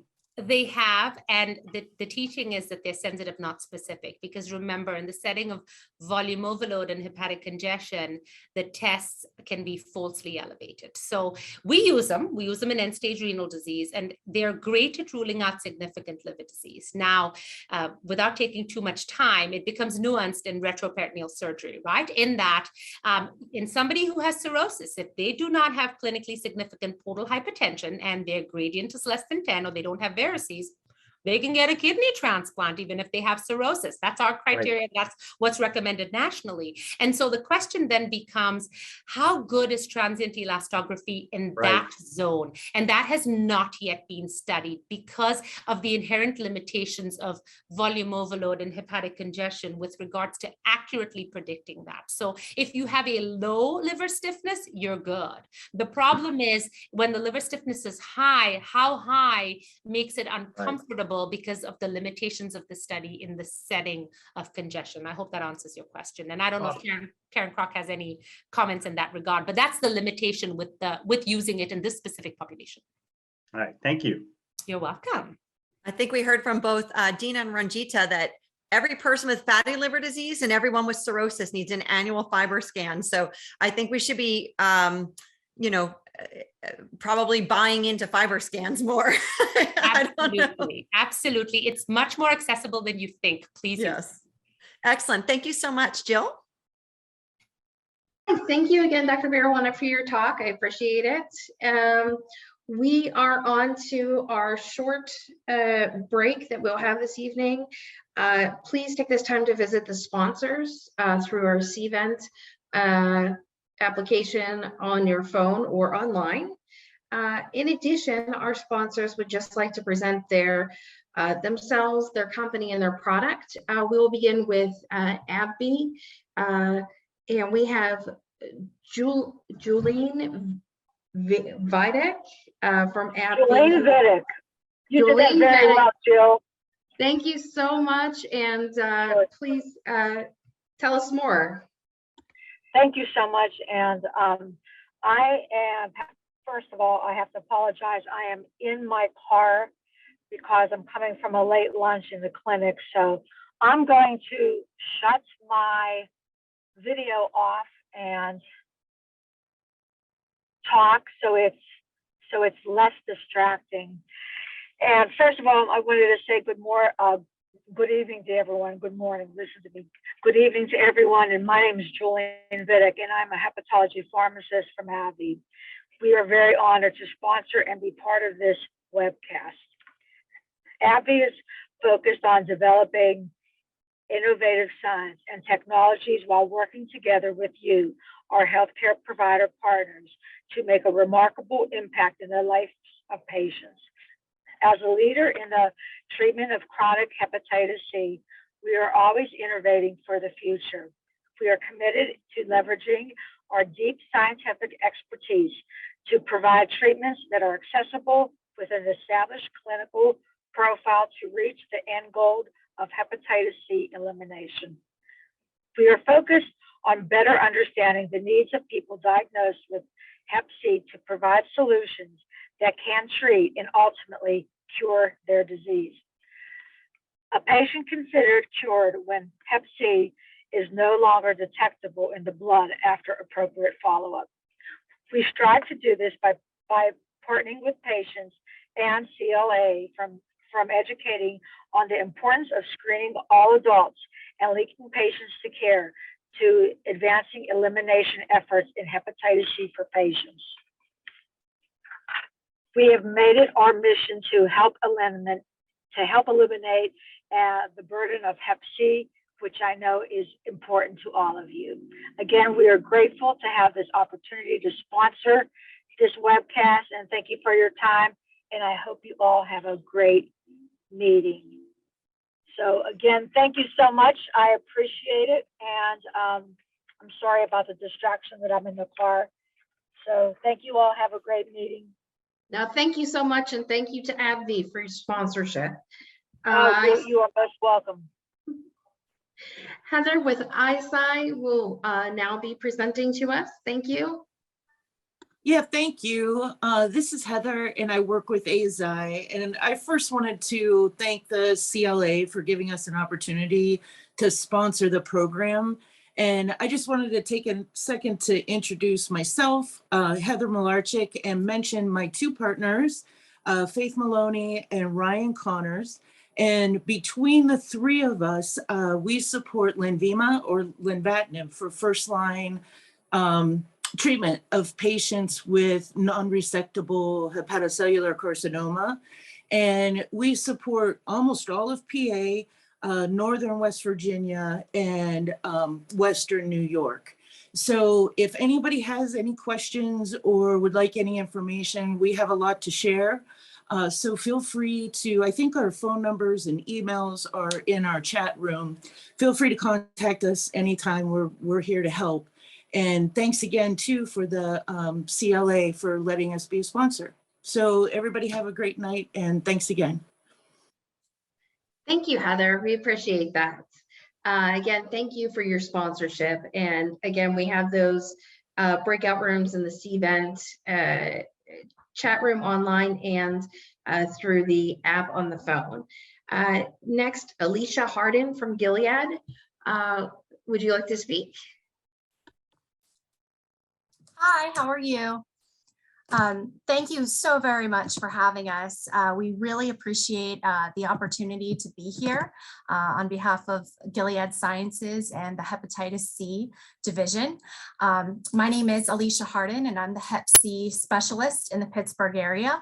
And hello to everyone out there. So we understand the challenges that COVID has brought forth to each of you. And we know that you're short-staffed and a bit more stressed out probably today than you were, 2 years ago today. So, and that your hepatitis C patient population, it's seeing an increase in probably antipsychotic medications, unstable housing situations, and they may not even know where their next meal is coming from. That probably sounds familiar to a lot of the providers that are out there. So we at Gilead Sciences, we understand the challenges that you experience on a regular basis as a provider. And that is why Epclusa or sofosbuvir velpatasvir is still the #1 prescribed hepatitis C regimen in the United States. And I'd like to challenge each of you to reach out to either myself or your local hepatitis C specialist and ask them why prescribing Epclusa is the only solution for your patients. Aside from being the only hepatitis C regimen that has no contraindications when taken alone, Epclusa's authorized generic is now preferred on all Pennsylvania managed Medicaid plans. So insurance coverage is no longer an issue. And again, please reach out to myself or your local hepatitis C specialist. So thank you again to the Community Liver Alliance for having us. We're proud to be sponsors. Thank you, Alicia. And now we have Dave Wharton from Gilead as well to speak.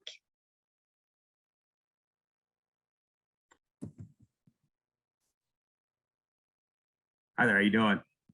My name is Dave Wharton. I'm with Gilead Sciences, and we're grateful for the partners for the Community Liver Alliance and support for their fine work in trying to educate, and it kind of goes with their slogan, global awareness is local impact. So I think that's a good thing. So I represent a product called Vemlidy for the treatment of hepatitis B. Vemlidy is a pro drug from the family of nucleotides. So it's a kind of an interesting story when you go back and look at our history. Our founder was a true believer in the science, was the late John Martin, and he was at about 30 years ago plus. He was at Bristol Myers, and they disagreed on exactly about nucleotides because they didn't want to go that direction. So in his parting ways, they gave him the patents when he left to nucleotides, and his vision has given us all the opportunity to be able to help patients with HIV, Hep C, hepatitis B, and coming soon there'll be a hepatitis Delta product for us for later this year, hopefully. Vemlidy is the latest of the tenofovir prodrug with efenamide. This version has the same efficacy as tenofovir, the old tenofovir, disproxil fume, which is Viriad, which you probably have heard before, and some of you guys use that product. But the nice thing about it is with Vemlidy, you're getting 90% reduction in tenofovir. You're having less effect on the bone mineral density of the patient and less stress on the renal function. So this makes Vemlidy a perfect option for your hepatitis B patients. So, at Gilead, we like to strive to meet unmet medical needs through transformational science. So I appreciate your attention. I appreciate your time. Thank you. Thank you so much, Dave. And again, you. thank you to Gilead Sciences for their sponsorship. Lastly, we have Genentech with Neil Hall. There you go. All right, thank you. Welcome. Thanks, Jill. Good evening, everybody. My name is Neil Hall. I am a therapeutic area manager for Genentech. And in my role, I'm responsible for the FDA indication for Tecentriq in combination with bevacizumab. It's indicated for the treatment of patients with unresectable or metastatic hepatocellular carcinoma who have not received a previous systemic therapy. It is also an NCCN Category 1 preferred option and the only preferred first-line systemic therapy option for those unresectable HCC and metastatic HCC patients as well. I appreciate the opportunity to speak with all of you tonight. Hopefully you'll stop in the virtual booth that we have. And once again, I would like to thank the CLA for giving us this opportunity to interact with all of you. I have other colleagues as well that have the same role as mine. So if you do reach out in the virtual booth, I'll be able to contact the appropriate people for your area. So thank you very much. Great, thank you. Thank you again to AbbVie, ISAE, Gilead Sciences, and Genentech for your sponsorship, as well as Allegheny Health Network for their support in this program tonight. One last time, I'd like to remind you all to collect your CME for tonight. You have until 6 a.m. tomorrow morning to log on to your email and respond to the email that I send. It will have a phone number that you have to send a text message to. It has a link that you have to click onto. You fill out an evaluation and automatically your CME will be sent to you in a downloadable format that you can print or save to your computer. So thank you so much for your attention during this break.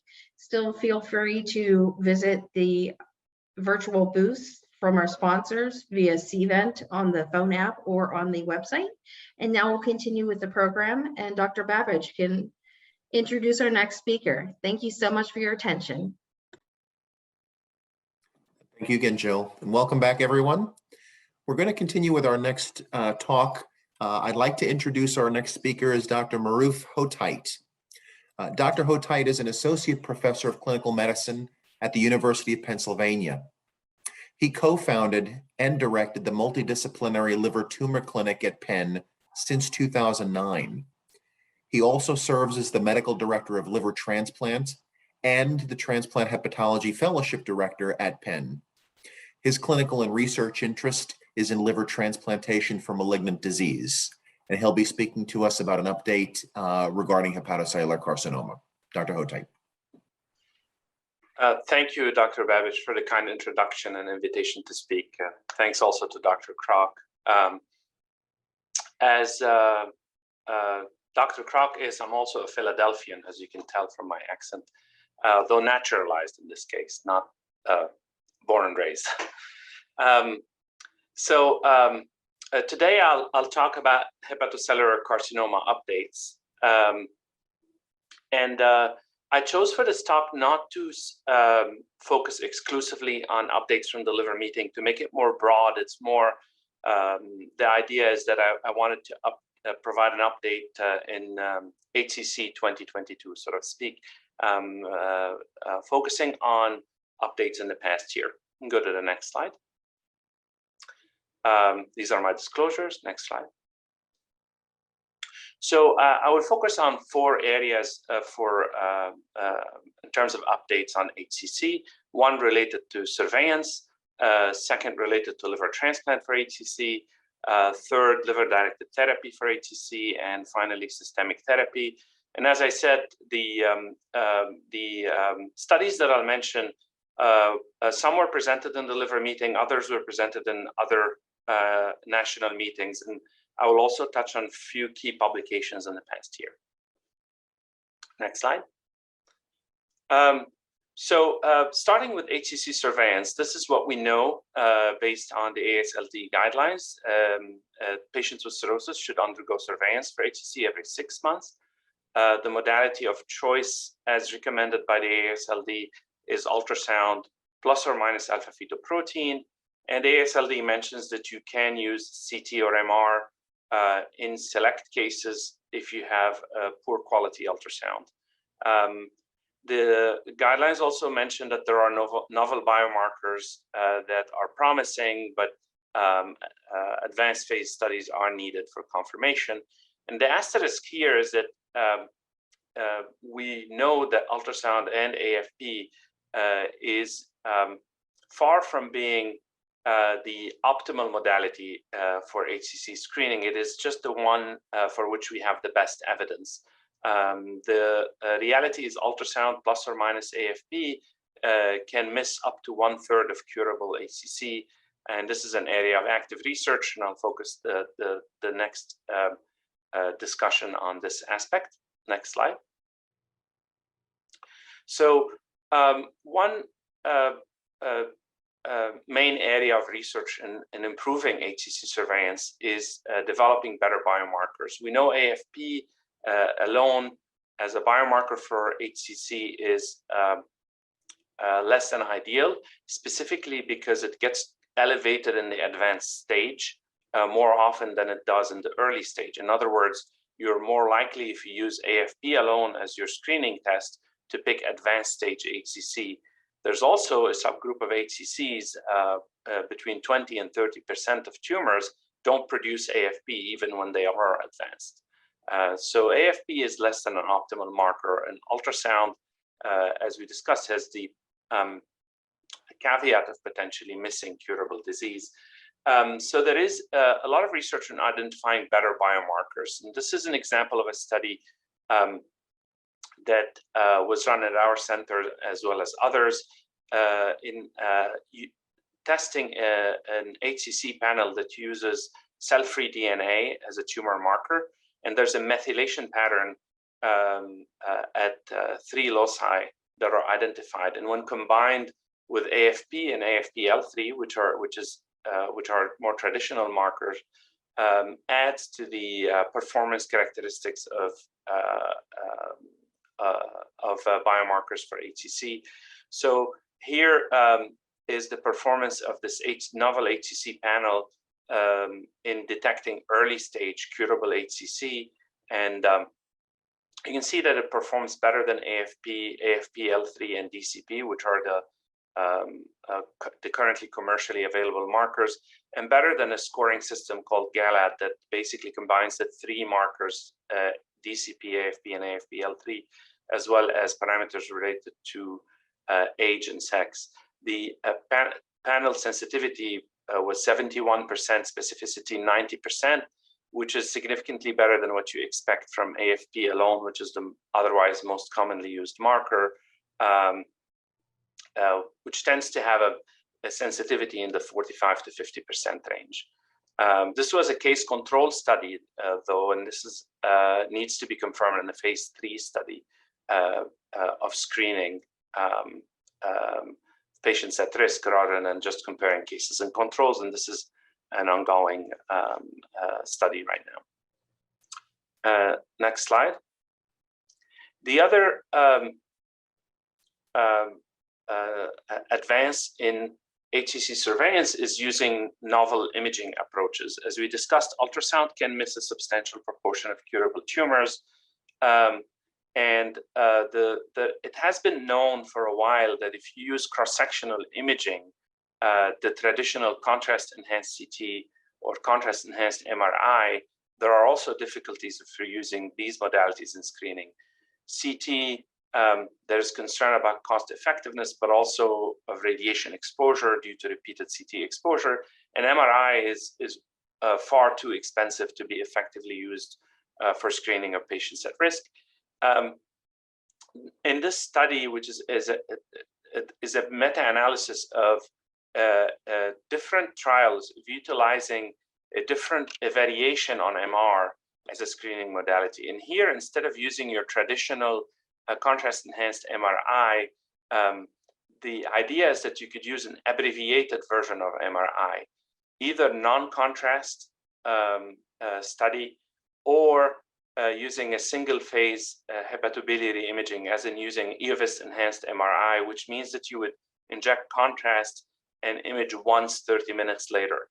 The idea is that time under MRI is really what is the barrier to utilization of this modality effectively, and that if you have an abbreviated version of MR, then it'll be less costly and potentially more cost-effective for HCC screening.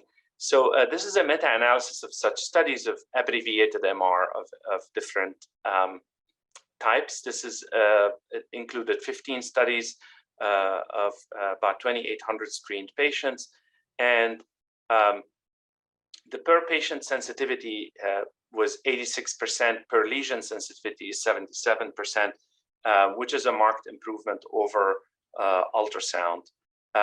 It clearly is more sensitive for detecting tumors that are more than 2 centimeters, less so for less than 2 centimeters, but in either case, substantially better than ultrasound.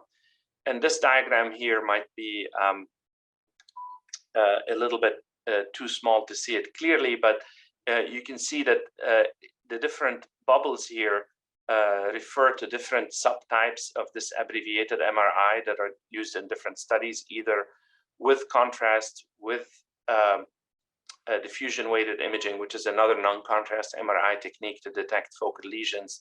And regardless of the specific technique, you see they cluster around, having an 80% or so sensitivity, which is better than what you see with ultrasound, which is closer to the 50% range. So in terms of surveillance, the advances are focused on better biomarkers and potentially better or more cost-effective imaging techniques. Where we'll end up in terms of the next few years, we'll probably have better biomarkers, and I would say probably also develop a better MR-based screening technology. So potentially we're looking at advances in screening in the next few years that will improve our ability for early detection. Next slide. And here's the bigger problem with screening. This study aimed at looking at the screening and surveillance in patients with cirrhosis in general, including screening for varices and screening for HCC. And in this, I focused on the part of that study that looked at HCC surveillance utilization in HCC. It's a database study of private insurer claims. About 80,000 patients included with cirrhosis between 2007 and 2016. And what this shows is a fairly shocking number, that about 50% of patients with cirrhosis do not undergo any type of screening in the 2 years that they are followed. And screening here is defined very loosely, as in any ultrasound, any CT, or any MRI in that time frame. And you could see that we could do better in terms of screening patients. And when you look a little closely at the subgroup analysis, what is evident is that patients who have cirrhosis who are followed by a specialist, and in this case, specialist was defined broadly as either a gastroenterologist or an ID physician, as some patients have viral hepatitis and are seen followed by an infectious disease specialist. But if you're seen by a specialist, then the utilization of screening is significantly higher than patients followed by a primary care physician only. Again, emphasizing the importance of specialty consultation for patients with cirrhosis. The other item of interest in this study is that over time we appear to do better. There is more and more recognition as the utilization of screening improved during the time frame of the study. Yet there is a lot of work to do. There's a lot of research on improving our screening modalities, but this clearly needs to be coupled also with improved utilization of screening in patients with cirrhosis. Next slide. Next key area of update is liver transplant for HCC. What we know is, of course, that the standard criteria for liver transplantation for HCC have been established since the mid-1990s with the Milan criteria, basically showing that the outcome of liver transplant for patients with hepatocellular carcinoma with lesions, either a single lesion less than 5 centimeters or up to 3 lesions, each less than 3 centimeters, in the absence of vascular invasion of metastatic disease, that's the circumstance under which the outcome of liver transplantation for cancer is equivalent to the outcome of liver transplantation without cancer at roughly 70% 5-year survival. This is what the Milan group had demonstrated in 1996, and that remains sort of the gold standard for transplant for HCC. More recently, UNOS adopted the concept of downstaging, which is the fact that there is a subgroup of patients that respond well to neoadjuvant therapy of HCC, predominantly liver-directed therapy with TACE or ablation, at least in the original study, that's showing that if you bring the tumor down to the viable component of the tumor to become within Milan criteria after therapy, then the outcome is equivalent to transplant for tumors that are within Milan. And the downstaging criteria have very specific size limits. So if the single lesion is allowed to be up to 8 centimeters, and as the number of lesion increases, the top size for the largest lesion is decreased, and the sum of the diameters need to remain below 8 centimeters in all cases. So this is the downstaging criteria that are adopted by UNOS right now, and you are allowed to get priority points for transplant if patients with these tumor size limits are treated, and the tumor is downstage, as in the tumor's volume, the viable tumor volume is reduced to within the Milan criteria. So this has been established for the past few years. The question that, next slide. So the question that we and others have asked is whether these size limits actually matter. This is a US multi-center study in 82 patients called All Comers. This is basically saying that here we're not concerned about any size limits. We're concerned about just trying to bring the tumor within Milan criteria using neoadjuvant therapy. So 82 patients who fit these beyond downstaging criteria, but yet still don't have evidence of vascular invasion and no metastatic disease, were compared to 230 patients who met downstaging criteria. And you could see that your likelihood of successfully downstaging as tumor volume increases clearly is lower. So the overall likelihood of downstaging patients that are within the standard criteria is in the 80% range, whereas here for all comers, we found that that number is closer to 67%. But if you do get the patients to transplant, and this data is here rather preliminary because of relatively small numbers of patients that did get to transplant, their outcome post-transplant is not very different from patients who meet downstaging criteria. So in essence, this is meant to say that perhaps what matters is not so much size and number, but rather response to therapy. And it is, I think, an important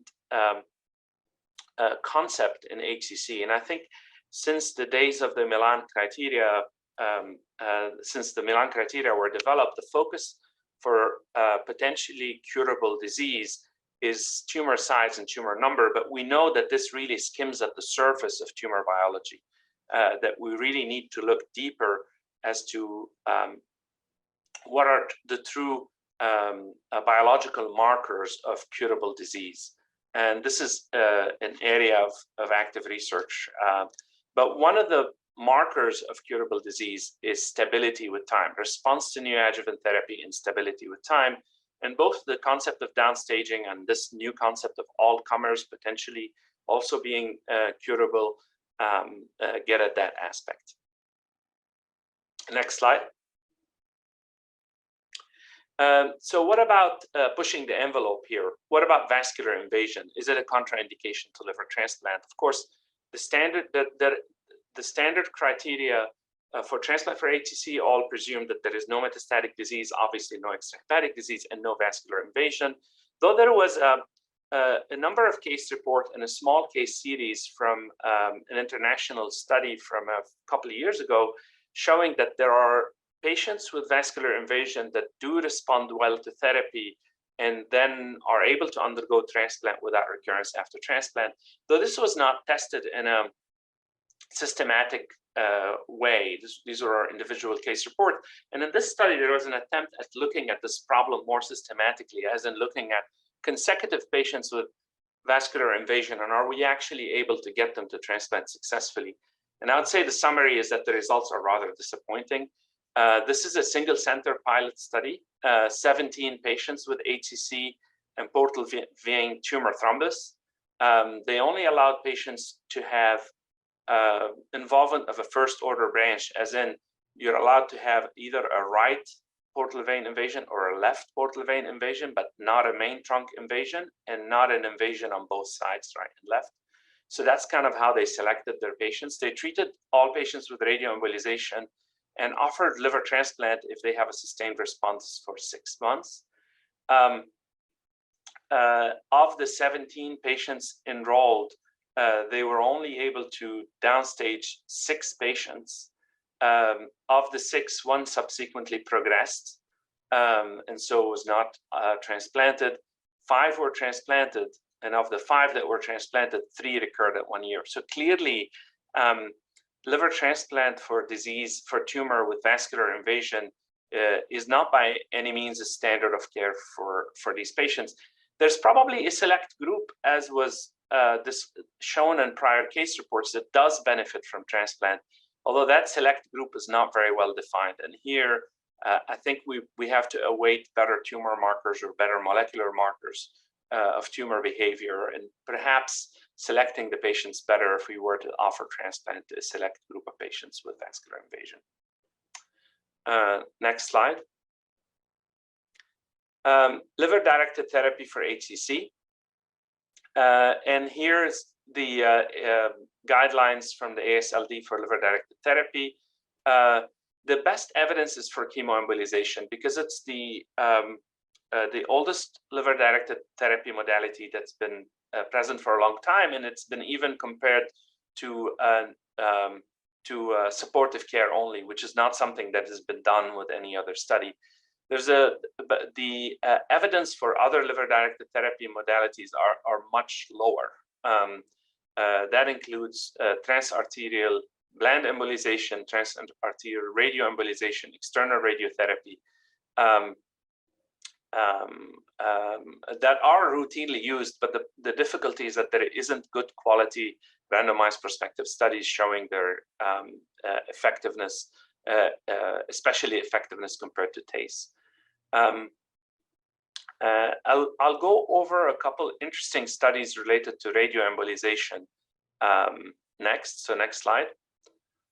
So 2 studies in the past year that show that one important concept is that with radioembolization in particular, technique matters. So there's a variety of techniques to deliver radiotherapy and radioembolization, and there is this standard dosing modality, which is making sure that no liver lobe gets more than 120 gray total of radiation as a safety threshold to reduce the risk of toxicity. And there is a more personalized way of trying to target a high dose of radiation to a single target lesion. And so in this study, with larger tumors, 60 patients were treated either with the standard dosing or with high dose localized therapy. And you can see that if you deliver radiation at a high dose locally, the survival is better and the tumor response is better. So obviously there's a big difference in tumor response, 71% versus 36%. And that is reflected in the survival benefit. The downside is as you use higher doses of radiation, and even as you try to localize to the target lesion, there is a higher rate of liver injury, 6% versus none in the standard approach. But perhaps even with that caveat in mind, given the survival benefit, this should be probably the standard way how radioembolization has been done. And this is a difficulty, again, in these studies that compare these liver-directed therapy modalities, is that you have to pay attention to the specific technique that is utilized, because sometimes there's a big difference in outcome depending on the specific radiation delivery modality. Next slide. This might be a little bit hard to see, but this is a US multi-center retrospective study looking at treating single lesions with radioembolization, again using this modality of personalized sort of high dose radiation delivery to a single lesion. Selected obviously patients with child A and good performance status. The interesting thing about this is that if you look at the first survival curve, and it might be a little bit hard to see here, but this is the time to progression. The upper curve here refers to the local progression, as in the treated lesion. So with this high dose radiotherapy, you almost don't see progression locally at all. You do see progression as in the development of other lesions in the liver, particularly as the lesion size increases. But this just points to the effectiveness of this modality for treating a single isolated lesion, that you can actually control that lesion very well. Next slide. Dr. Hotite? Yep. If I may, but I'm sorry, I apologize. We are getting tight on time for the presentation. If we can make our last few final points to move on to our next speaker, that'd be great. Okay. Thank you. So I'll go over this part very quickly. Systemic therapy for HCC, we can skip what we know already. Just want to point out, next slide. Just want to point out that there are new drugs coming to the forefront in HCC therapy. This is an example of two drugs that are being tested in first line that are both immune activating agent, PD-L1 inhibitor and CTLA-4 inhibitor. Again, promising. This is a drug that will likely it's been presented to the FDA and will likely get approval for a new first line treatment for HCC. Next slide. And that's basically it. Thank you. Thank you so much. You know, we are in a epidemic of HCC, I feel like, and as hepatologists, there are so many more tools than when this all started with just TACE, years ago now, looking at so many different things. So thank you very much for that excellent overview, Dr. Hotite. Nice to see you again as well. Great to see you. Take care. Excellent. Well, I'm pleased to introduce our next speaker, Dr. Allison Faust, who will be speaking on updates on PSC and PBC. Dr. Faust studied at Jefferson Medical College, then progressed on to Duke University for her internship and residency in internal medicine, where she also did research and completed a GI and hepatology fellowship there as well. Her current research interests do include quality improvement and patient-reported outcomes. And she has extensive experience as a lecturer in gastroenterology and hepatology topics for medical students, residents, and fellows, and has served as a facilitator for Hepatology Journal Club for fellows. She's lectured on liver disease at several state and national conferences, including the ACG regional meetings, ALF, PSC conference, and the Pennsylvania Society of Gastroenterology Nurses and Associates conference. So excellent, Dr. Faust. Nice to see you. And she's one of my colleagues at Penn State Milne Hershey Medical Center now. Yes, I am very fortunate to work with Dr. Crack and very excited to be here with you all tonight amongst this great panelist of speakers from all over the state and even in Texas. My talk today is going to be on updates in primary biliary cholangitis and primary sclerosing cholangitis with a really heavy focus on information that was presented at the here. Next slide, please. So basically through the talk, what I'll do is go through just a couple background slides for primary biliary cholangitis and primary sclerosing cholangitis, just for context purposes. And then I'll cover some of the oral presentations, posters of interest that caught my eye and that I thought were clinically applicable to your practices. Could you go back, please? Sorry, I will also spend a little bit of time reviewing the PBC autoimmune hepatitis overlap syndrome. There was a really nice autoimmune cholestatic SIG talk on this that I thought had some really nice clinical pearls. And then lastly, I'll go over the management of pruritus, which has changed a little bit in the guidelines from when I was in training. Next slide, please. Starting with primary biliary cholangitis, as we know, this is an autoimmune disorder characterized by granulomatous destruction of the small bile ducts. This results in chronic cholestasis and can lead to cirrhosis in up to a third of patients. For kind of board exam purposes, classically, this is a middle-aged female that's coming to you with fatigue and pruritus. This is a diagnosis that we're making through both blood work and histology. This is not something we're seeing on imaging. So to make a diagnosis, we need two of the following three criteria: an elevated alkaline phosphatase, a positive antimitochondrial antibody, and or biopsy findings consistent with PBC. That means that you can make the diagnosis without a biopsy in patients that meet those first two criteria, and you may need a biopsy if you're concerned about AMA negative PBC, which can occur in about 5% of patients. And clinically, you also may see an elevation of serum IgM. Next slide, please. These are just your histology buzzwords that you might see on a pathology report that will trigger your mind towards thinking that the patient has primary biliary cholangitis. The inflammation is going to be predominantly based in the portal tracts.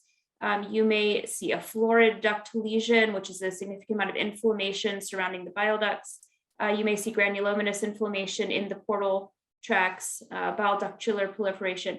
And the last thing on this list I think is particularly important to keep in mind. You can see some degree of interface hepatitis with PBC. We classically think about interface hepatitis with autoimmune hepatitis, but you can see this in PBC in quite a few patients, as I'll demonstrate in a couple of slides. Next slide, please.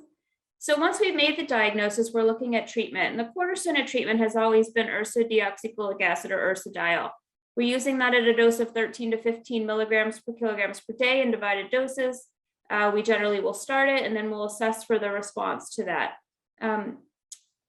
Response is defined as an alkaline phosphatase less than 1.67 times the upper limit of normal 6 to 12 months after starting therapy. We know ursodiol has a long track record of use. We know it can improve rates of death and slow progression and reduce the rates of liver transplantation for PBC. However, up to about 40% of patients won't respond completely to ursodiol, and another percentage of people will be intolerant to ursodiol. And those are the patients that we're targeting for second, third line therapies and even clinical trials.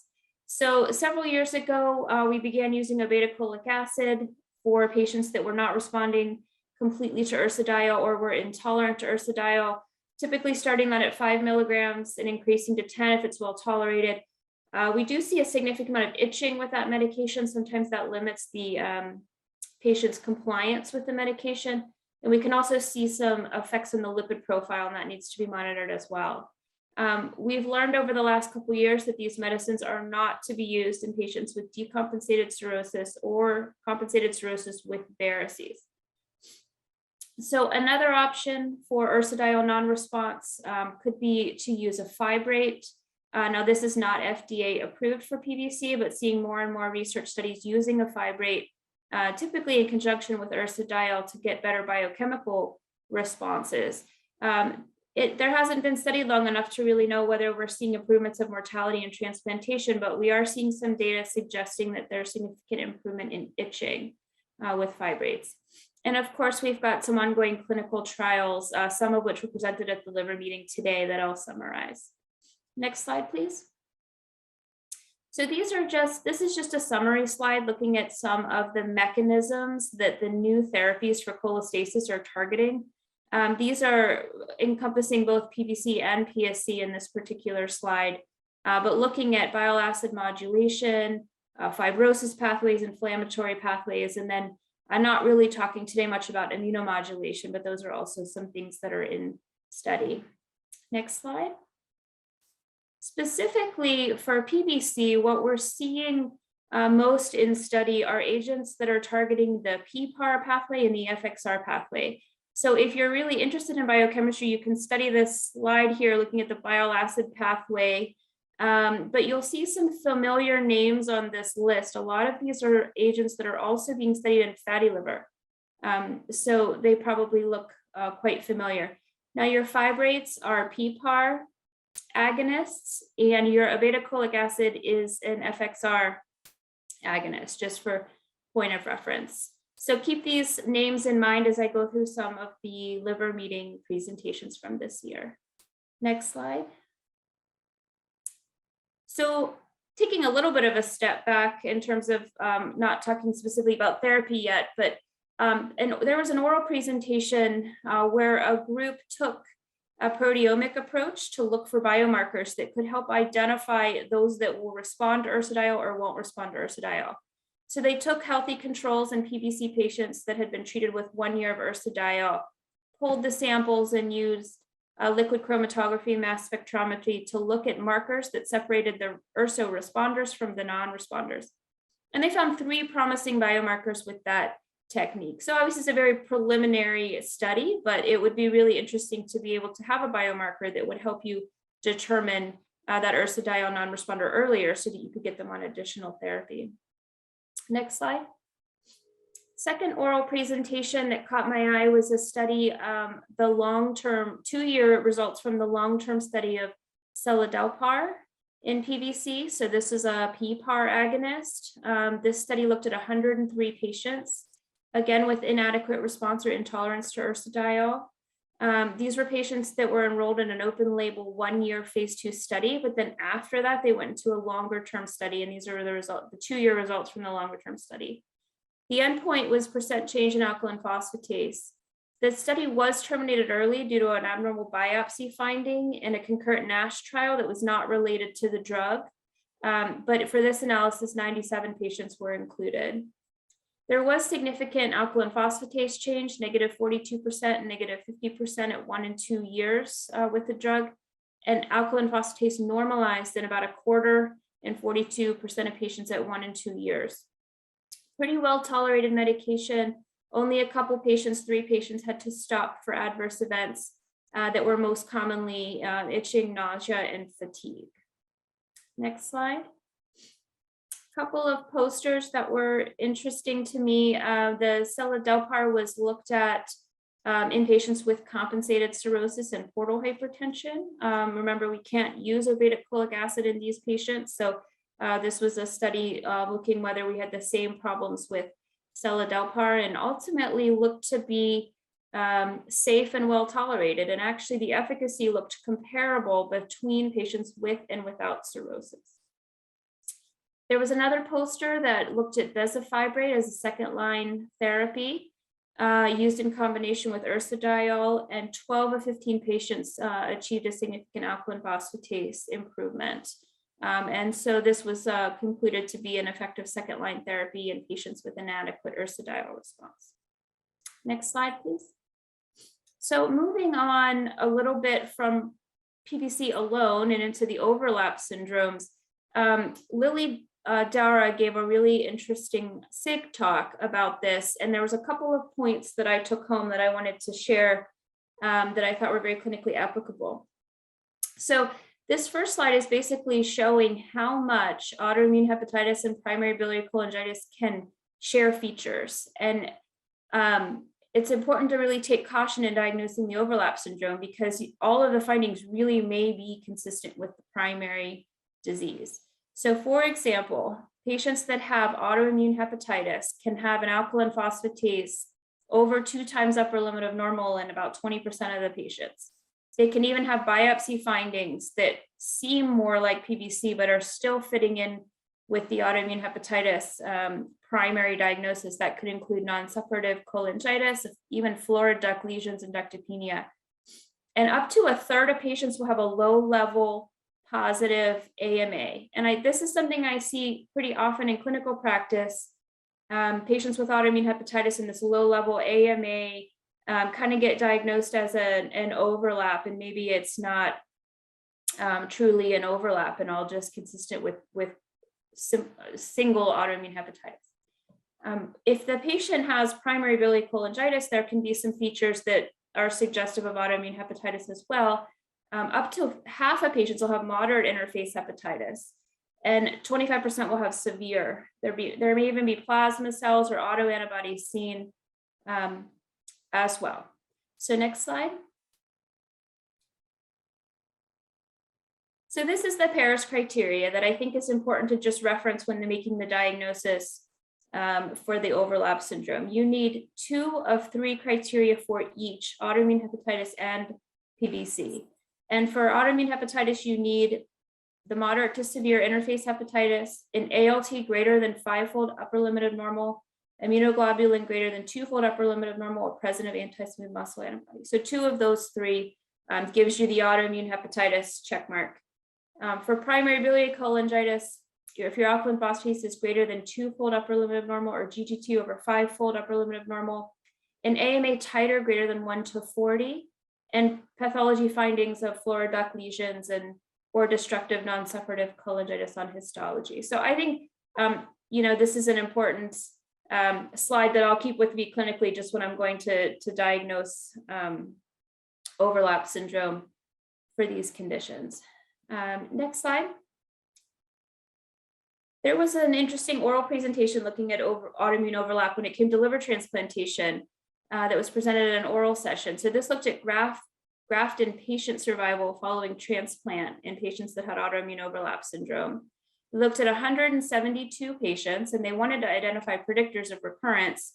They saw recurrence in about 20% of patients. The predictors of recurrence were increased alkaline phosphatase at 6 months after transplant. And then some, I think, rather non-specific things like having a positive actin antibody or a high IgM, and then use of tacrolimus and cyclosporin, which I presume was probably most of the population. But what was really interesting about this to me was that the 5 and 10-year graft survival was significantly lower in the group that had recurrence of autoimmune overlap. So 5-year survival, 68%, 10-year survival, 41% in the recurrence group, compared to 92 and 79% in the non-recurrence group. So really highlighting the importance of identifying this early and making sure you're maximizing treatment. Next slide. Moving on to primary sclerosing cholangitis. As we know, this is a fibrosclerotic disease of the biliary system where you get stricturing of the bile ducts and subsequent dilation that can predispose you to getting infections and cholangitis. The disease can be progressive, resulting in biliary obstruction, cirrhosis, liver failure, and need for transplantation. Can progress fairly rapidly. Next slide.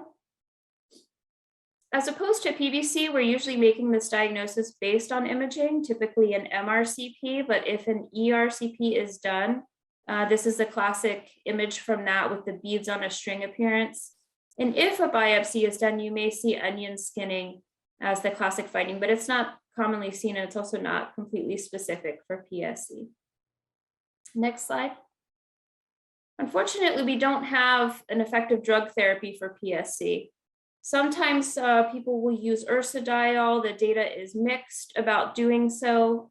And we know that in high doses, at a dose of 28 to 30 milligrams per kilograms per day, we were actually seeing harm with ursodiol use. Using a PBC dosing with the 13 to 15 milligrams per kilogram may improve alkaline phosphatase in some patients, and that may ultimately lead to improvements in their clinical situation. But again, this isn't recommended in the guidelines and has a lot of mixed data about the use.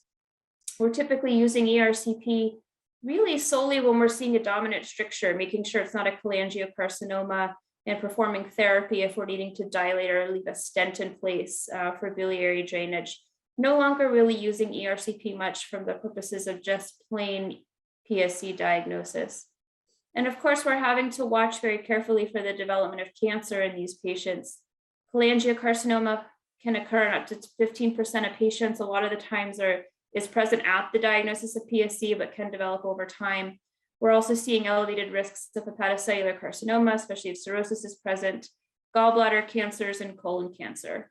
So the data is mixed in terms of surveillance, but most people would advocate for some form of abdominal imaging with or without a CA19-9 every 6 to 12 months. So very non-specific. I tend to favor the 6-month strategy, doing an ultrasound and mixed with an MRCP, kind of alternating from there.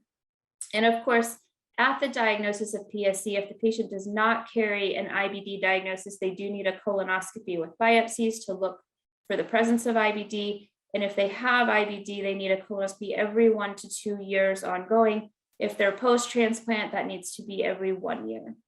Next slide.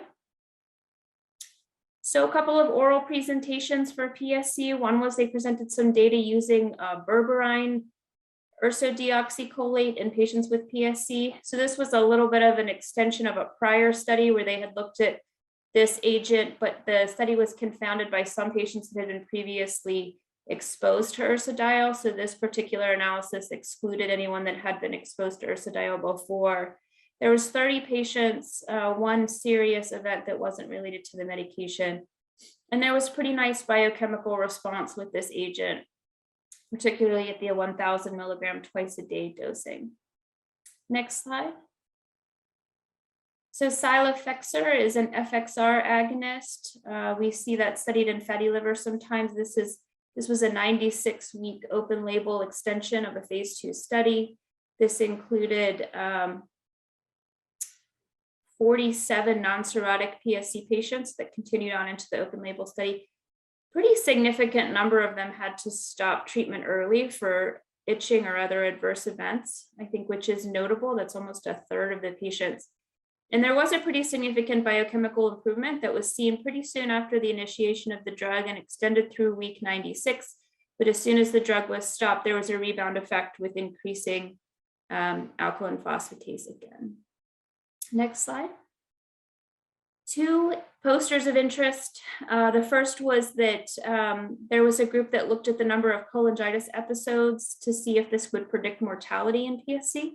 They looked at patients waiting for transplant, did a landmark analysis of survival. They found that patients that had more than 3 episodes of cholangitis had a higher waitlist mortality with a hazard ratio of 2.93, and proposed that we consider eventually awarding extra MELD points to these individuals. There was a study from Duke that looked at the complementary and alternative medicine use in patients with PSC. They looked at 95 patients, surveyed them about their complementary alternative medicine use. A third of patients had reported use in the past 12 months, 60% specifically because of the PSC. Almost 50% reported use of potentially hepatotoxic herbs, and less than half told their hepatologist they were doing this. And the most common reasons were to improve their general wellness and improve energy. And I think this just speaks to the importance of evaluating our patients' symptoms, making sure we're addressing them, and really trying to get to the bottom of what they're taking and making sure they're not taking things that could further injure their liver. Next slide. So speaking of managing symptoms, I thought there was a really nice clinical practice SIG talk on the management of pruritus. Interestingly, and a little bit to my dismay, I found that antihistamines are no longer really recommended. Apparently, they've not been shown to have any significant benefit. But anecdotally, I still have patients that kind of swear by them. So I don't know if I'm quite ready to let them go yet, especially for that nighttime itching because of the sedating effect in my non-cirrhotic patients. But really, the algorithm for using agents for itching in all patients, focusing on supportive care. So talking with them about using emollients, oatmeal extract, moisturizing agents, an agent that has 1 to 2% menthol can be particularly soothing, making sure fingernails are short so they're not getting significant excoriations, and applying cold water after warm situations. It's worth spending that minute or two going through those things with the patients. And then in a stepwise fashion, looking at cholestyramine first, rifampin, naltrexone, sertraline, and then moving on to third and fourth line therapies of fibrates, MARS, phototherapy, plasmapheresis, and liver transplantation. But I think it's important to note that now that we have the National Liver Review Board, there's no longer an easy mechanism of getting exception points for transplant for itching. And so live donor transplant may be the way to go. I have one more slide. Go ahead and move to that. This is just a summary slide of the pruritus agents. Cholestyramine can be poorly tolerated due to abdominal symptoms. Rifampin can have a good effect, but has some risk of hepatotoxicity. So be careful in cirrhosis. Also look for drug-to-drug interactions. Naltrexone we can't use in patients on narcotics or with chronic pain on narcotics. And then sertraline has to be used at a fairly high dose, but has the benefit of also treating any concurrent depression, but certainly worried about risks of serotonin syndrome if there's other serotonin agents on board. Next slide. So just a couple key takeaways. A lot of the new PBC and PSC therapies are targeting the FXR and PPAR pathways. PBC and autoimmune hepatitis share some common features, so look at that Perry's criteria to make the diagnosis of overlap. And antihistamines are no longer first-line itching agents, address supportive care, and utilize pharmacologic agents in a stepwise fashion is recommended. Next slide is just my thank you. I appreciate your time. Hope you have a great evening. Dr. Faust, thank you for a really fantastic presentation, and both in regards to both a terrific review and summary and an update on some new data. There's a lot of exciting stuff, I think, on the horizon, hopefully, for management of PBC as new line agents. PSC tends to be the great unmet need. Mm-hmm. Do you have any experience using vancomycin? I know that comes largely from the pediatric population. Yeah, you know what, I see it, especially in social media sites and things like that, anecdotally, people finding success with it. I haven't personally used it, but I look forward to seeing more data come out about its role in PSC. Thank you. Well, it's now my pleasure and actually a great treat and honor to introduce our next speaker, Dr. Nabia Mohiuddin. Dr. Mohiuddin is one of our current GI fellows at Allegheny General Hospital in Pittsburgh. And you may remember her from the presentation she gave us last year at this meeting. In spite of that, she decided to come back and bless us again with her presence. She's going to teach us today, give us an update on viral hepatitis B and D, because we're all tired of hearing about C. So Dr. Mohiuddin is a Fulbright scholar, and she's the recipient of the ACG Presidential Award for research she did on palliative care in hepatology. We were actually so excited to learn earlier this year that she was accepted at UPMC as a liver transplant hepatology fellow for next year, and we'll miss her very much. After her graduation, she intends to work as a transplant hepatologist with a special interest in the role of palliative medicine for patients with chronic liver disease. Dr. Mohiuddin, thank you. Thank you, Dr. Babich, for your kind words. Over the next 15 minutes or so, we'll be speaking about hepatitis B and D. Next slide, please. So to diagnose hepatitis B, you need presence of Hep B surface antigen. The difference between acute and chronic: for chronic Hep B, for a diagnosis, you need the surface antigen to be present for greater than 6 months. The transmission of hepatitis B is through perinatal, percutaneous, sexual, and person-to-person contact, which is either through open sores or cuts, etc. Next slide. Who should we screen? We should screen patients who have been born in regions with high endemic rates of Hep B. In North America, these are patients who are Alaskan natives and indigenous populations of North Canada. Also, patients who've been born in the US but were not vaccinated at birth, plus parents born in high endemic regions. Next slide. This is a map from the CDC, which notes high endemic regions throughout the world. You'll see Middle East, Asia, Africa, South America, and high endemic is characterized as presence of greater than 8% of Hep B in those areas. Next slide. This is a list of high-risk patients for Hep B, IV drug users, men who have sex with men, patients on immunosuppressive therapy, elevated LFTs, end-stage renal disease, when mom has Hep B, pregnant women, chronic liver disease, HIV, household and sexual contacts, occupational exposures, travelers, inmates, and patients with diabetes. Next slide. This is a pie chart from the CDC for patients in the US. The vast majority of patients diagnosed in the US, unfortunately, we don't know how Hep B was transmitted to them. For the rest, you'll see IV drug users and sexual contacts are a big chunk of how Hep B is transmitted. Next slide. For serology, Hep B surface antigen and Hep B surface antibody, we always want to check those.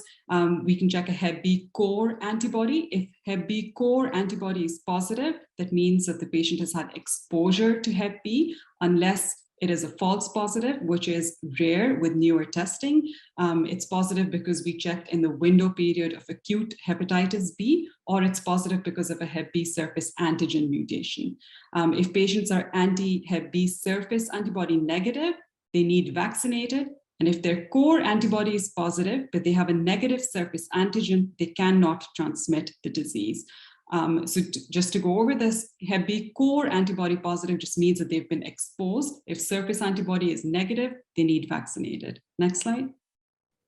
What about moms and Hep B? It's safe for pregnant women to be vaccinated. It is safe for them to breastfeed if they're on treatment. Indications for treatment are standard, which we will go over a little later, as well as an HBV DNA of greater than 200,000.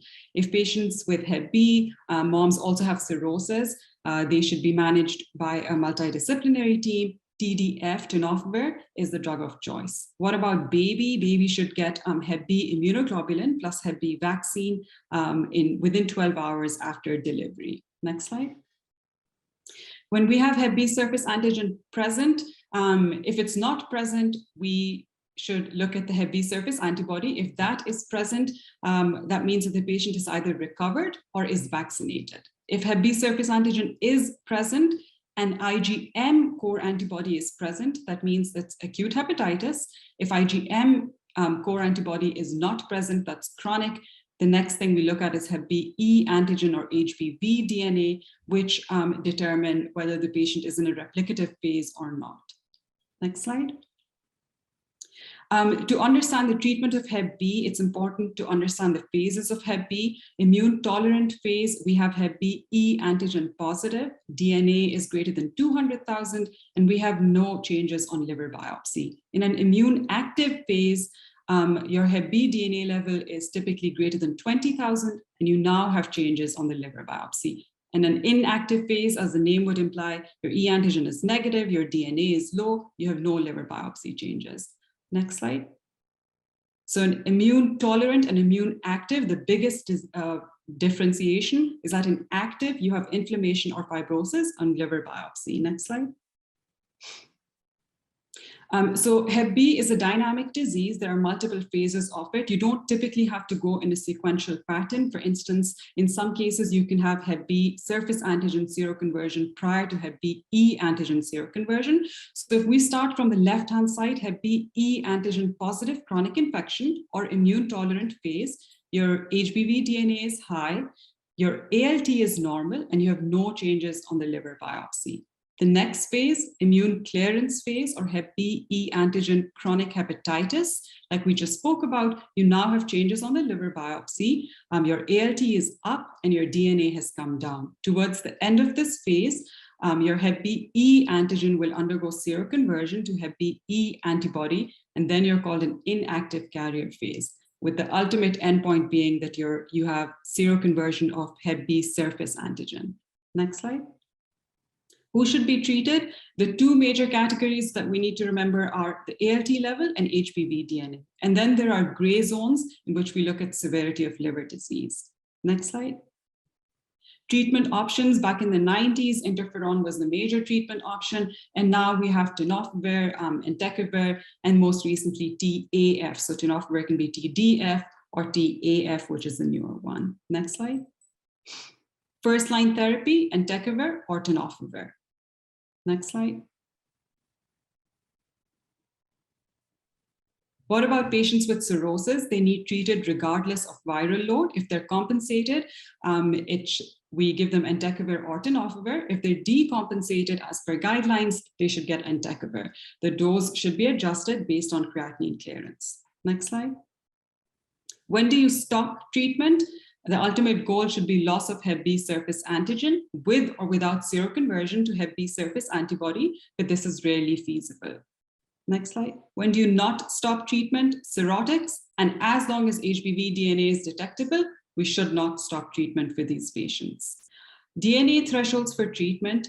If Hep B E antigen is positive, the HBV DNA threshold is greater than 20,000. If E antigen is negative, the threshold is greater than 2,000. Next slide.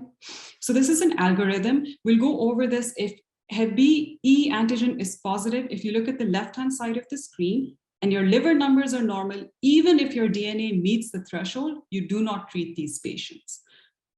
Now coming to the right-hand side, your ALT is appropriately meeting treatment guidelines. It's greater than 2 times the upper limit of normal, and your HBV DNA is also greater than 20,000. These patients need treated. Now, what about if their DNA is between 2,000 to 20,000? This is when they fall in the gray zone, in which we need to remember 3 categories. If they have fibrosis greater than F2, if their inflammation is greater than A3, and age is greater than 40, then we treat them. And this gray zone remains the same for every category where their DNA is not meeting the threshold. So in the middle, their ALT is up, but not greater than 2 times the upper limit of normal. DNA is up, but they're still in the gray zone. So the same 3 criteria apply. Fibrosis greater than F2, inflammation greater than A3, and age greater than 40. Next slide. What about E antigen negative? Same rule. If LFTs are normal, even if they meet DNA threshold, it's greater than 2,000, you don't treat them. What about LFTs are up and DNA is greater than 2,000, you're treating them. If they're in the gray zone, either DNA is not meeting the criteria or LFTs are not, you look at the 3 factors: fibrosis, inflammation, and age. You monitor these patients closely, of course, for the first 3 to 6 months. Every 3 to 6 months, you want to get serologies, LFTs, and if they fall into greater than F2, greater than A3 or age, you should treat them. Next slide.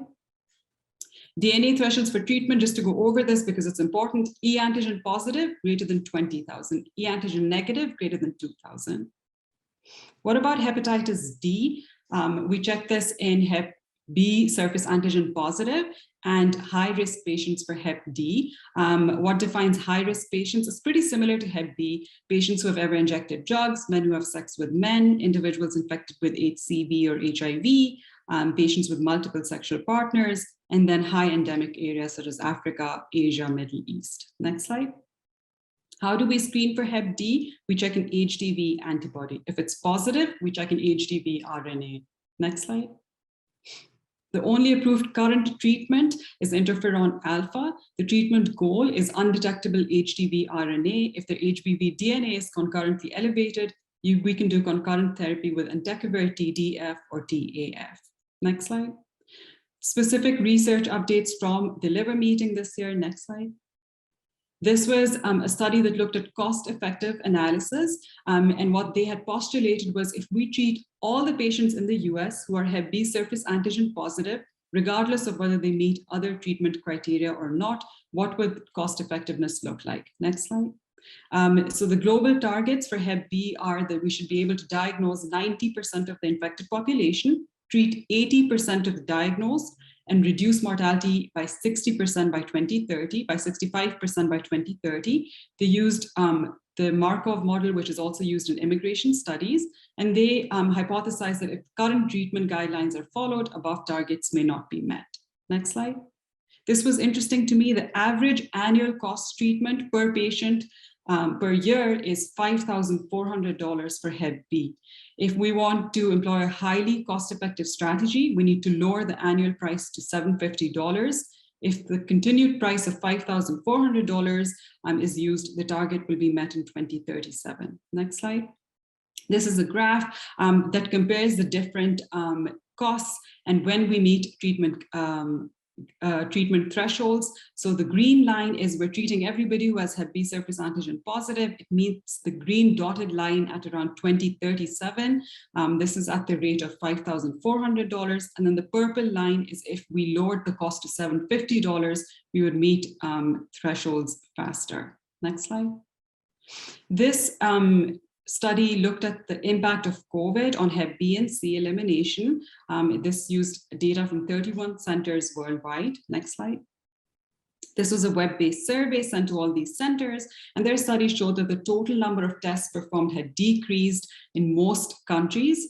And what was really interesting and stood out was that there was a decrease of greater than 50% of new Hep B treatments in 44% of centers. So it really did take a hit. This was a study that looked and compared entecavir versus tenofovir on the risk of HCC in a US cohort with chronic Hep B. Next slide. This was a retrospective cohort study. They looked at data from the VA, and their results showed that there was a decreased risk of HCC in patients treated with TDF as compared to entecavir. Next slide. This is hazards ratio from the study. They're comparing TDF with entecavir. The hazards ratio you can see is 0.89, clinically significant, does not cross the 1 line. Next slide.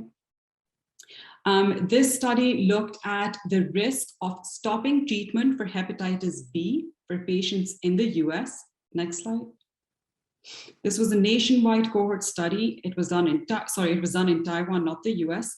Patients received entecavir or tenofovir for at least a year and then stopped due to either insurance or health policy reasons. The outcome of the study was severe hepatitis flare, which is ALT greater than 5 times the upper limit of normal, or T-bili greater than 2, and mortality within 6 months of flare. Next slide. So for patients who stopped treatment after a year at the 4-year mark, the graph on the left shows a hepatitis flare in 6.58% of these patients. And the graph on the right shows mortality of 0.63% at the 4-year mark after stopping treatment for Hep B. Next slide. Severe hepatitis is not uncommon after discontinuation of treatment for chronic Hep B. There's a higher risk for older age, men, cirrhotics, and patients with hypertension. Next slide. What about the burden of hepatitis D in the US? This looked at hospitalizations for 8 years, 2010 to 2018. Next slide. They used data from National Inpatient Sample Database. There were 3,825 hospitalizations. The prevalence among patients who already were hospitalized with Hep B was 0.6%. There were more manifestations of portal hypertension, liver failure, thrombocytopenia in patients with chronic Hep B and concurrent Hep D as well. Next slide. So to summarize, we need to screen our patients appropriately. They should fill treatment criteria, which is based off of Hep B, E antigen HBV DNA thresholds, ALT levels, and severity of liver disease. The cost per year per patient for treatment of Hep B is $5,400, and there's a decreased risk of HCC in patients treated with TDF as compared to entecavir. Next slide. Thank you for listening. I'm happy to take any questions or comments. Thank you very much for that great overview and the review of everything. You know, it's exciting to be talking about another virus other than hepatitis C, I think. I mean, no offense. I mean, thank you to Gilead and AbbVie and everyone for all the hepatitis C meds, but we can be talking about other viral hepatitis as well, too. I really do appreciate you going over that excellent overview. In the interest of time, though, I think we're going to move on to the next speaker, but thank you so much for that great interview and best of luck in your transplant hepatology fellowship. Thank you. Excellent. I'd like to introduce our last, but certainly not least speaker, Dr. Ramon Batelier, who is going to be speaking on alcoholic liver disease, new innovations. So thank you very much for joining us. He specializes in hepatology and practices at the University of Pittsburgh in the Department of Internal Medicine and Gastroenterology. His clinical interests do include the management of patients with alcoholic and non-alcohol fatty liver disease and critically ill cirrhotic patients. He has worked the last 10 years in a multidisciplinary team to treat patients with alcohol-induced liver disease. His main research interests do include liver fibrosis and the mechanisms and determinants of mortality of alcohol-induced liver disease. As you can see, he is appropriate to be giving us this talk. So thank you very much and welcome. Well, thank you, Karen. Thank you, Susanna. And also thank you for the Community Liver Alliance for all the massive tasks that you do for our liver patients. Well, I will try to talk 25, 30 minutes about the alcoholic liver disease and some innovations, what is promising in a disease that have had minor advances compared to viral hepatitis, for example, the last years. Okay, so you can give the next one. Click several times because it's the natural history. You can click, okay, a little bit until 1, 2, 3, 4, 5, couple more. I think that's it. Okay, so this is the natural history of alcoholic liver disease. Everybody that drinks in excess develops some degree of steatosis. And if you continue drinking, you will develop fibrosis, cirrhosis, liver cancer, decompensations. But that is very similar to NAFLD, to non-alcoholic liver disease. But people with underlying fibrosis that drink a lot, they can develop a picture called alcoholic hepatitis or alcohol-associated hepatitis, that they become yellow suddenly, and they become suddenly decompensated. There's a lot of young people, especially in the Anglosphere, in Canada, UK, and America, a lot of young women with these ALHEPs. The incidence has increased massively. Alcoholic liver disease is silent until you develop complications. That is one of the problems. We don't do much to detect these silent or subclinical patients, and we have data on that. We need to go earlier to the disease as happens with NAFLD, hepatitis C, etc. We don't wait until hepatitis C develops liver cancer to treat it, or hepatitis B, as we heard before. We just treat them early. That is the same concept that we have to start to apply it to these patients. Next one. We did a study, and I knew the results. It was a global study, as you can see here. Even Kenya, we wanted Sub-Saharan Asia to be part of it. And we knew the results. I knew the results. We wanted to demonstrate with numbers that compared to any liver disease, alcoholic liver disease is never detected, is never seen these patients early. And we knew the result, but we wanted to provide some data on this next one. So when we compare the amount of patients that we see early when they have subclinical compensated disease, fully functional, versus those patients who have ascites, bleeding, liver cancer, etc. When we compare the ratio, which is the percent, okay, the ratio of early versus late, everything in blue you see more often early than late. For example, hepatitis B is 2 times hepatitis C, and NAFLD is roughly twice as frequently they're seen early than late. Look at alcohol. Number one is 8 times less. So every single patient I see with early alcoholic liver disease, I see 8 or 9 really decompensated, yellow, etc. Why that happens? Because we don't do programs for early detection. The patients don't come with a binary test, which is called hepatitis C, for example. It's an easy test. We need to do early detection in addiction centers, in primary care centers, etc. This is one of the unmet needs, especially in all the world, including in Pennsylvania. Next one. So look at the graph on the left. This is a study that we did with some colleagues in Austria. This is the survival of people in the left. They have advanced fibrosis, F3 or 4 in dotted lines. 40% of them have died in 10 years, versus those without advanced fibrosis. And many of these patients were asymptomatic.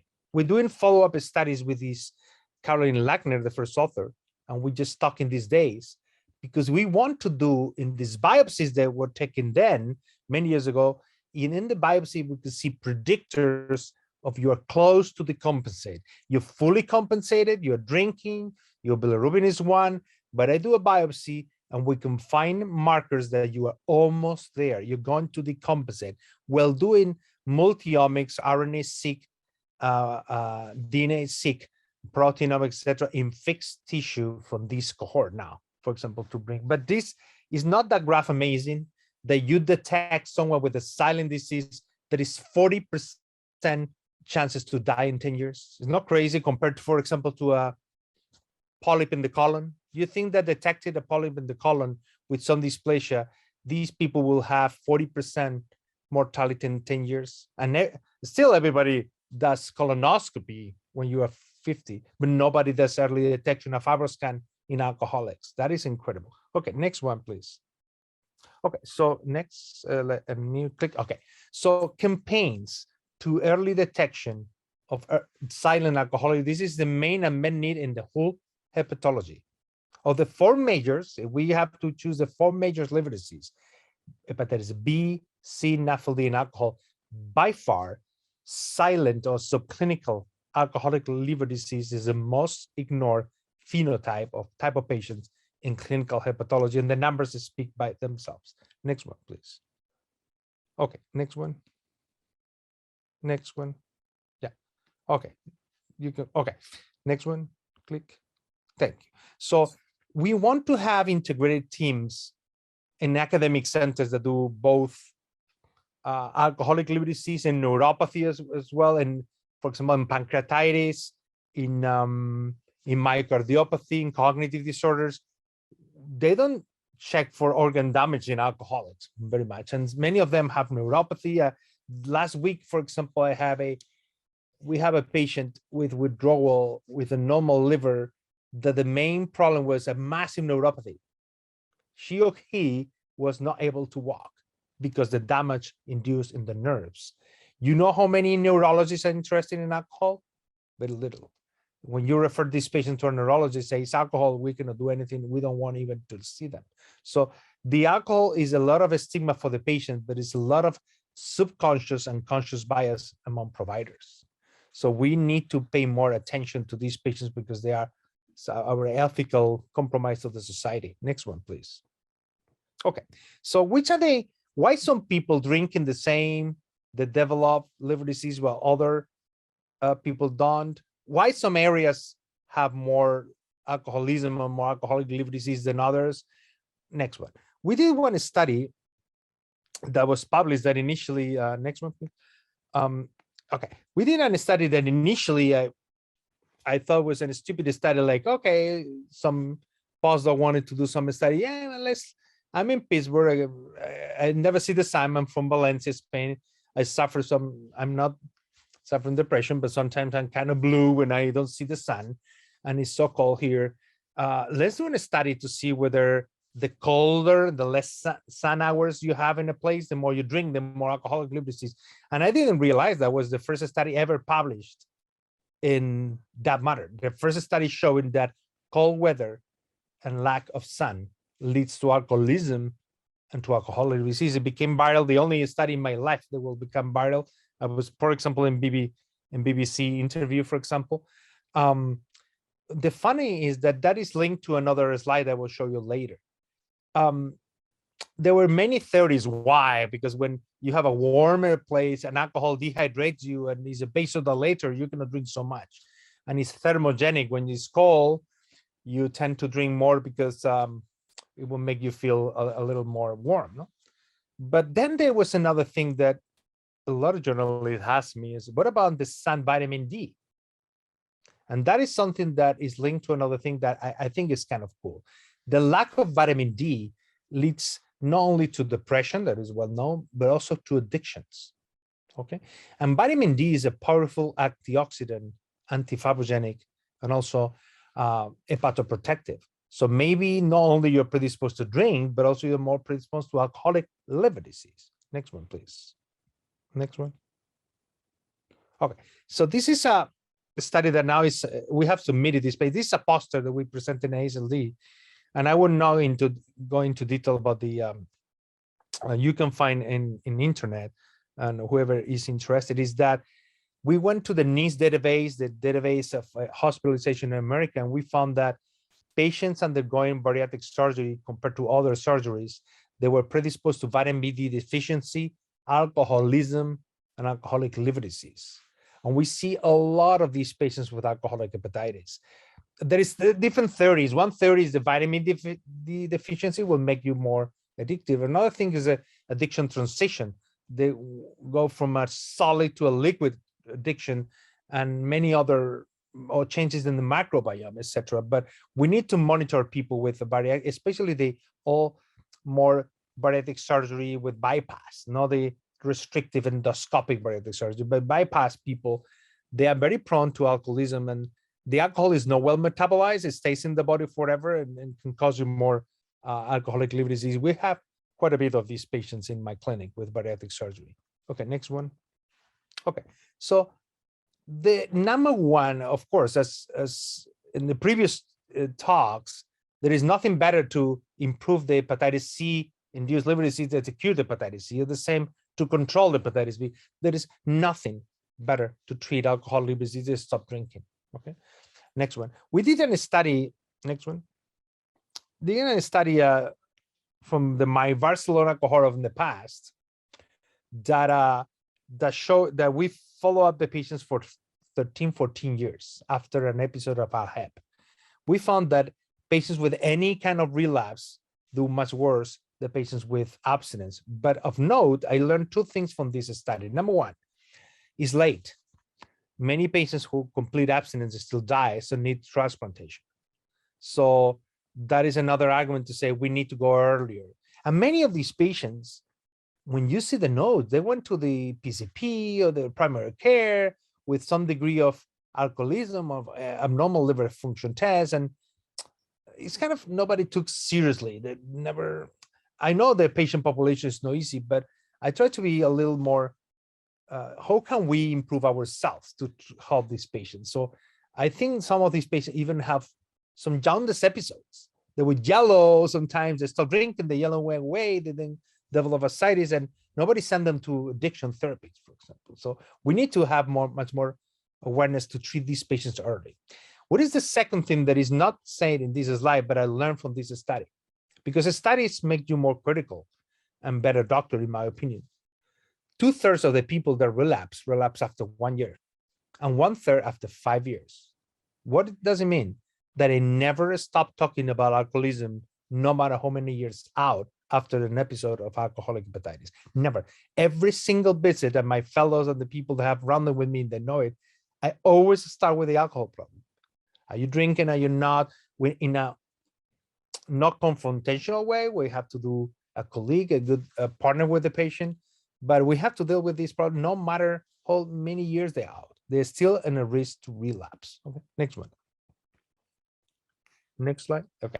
See, this is a study that, sorry, that is a poster that is a not very kind slide for you guys, but we are also writing this paper. This is a paper that we analyze a genetic and non-genetic prediction of relapse in a large cohort of ALHEP patients.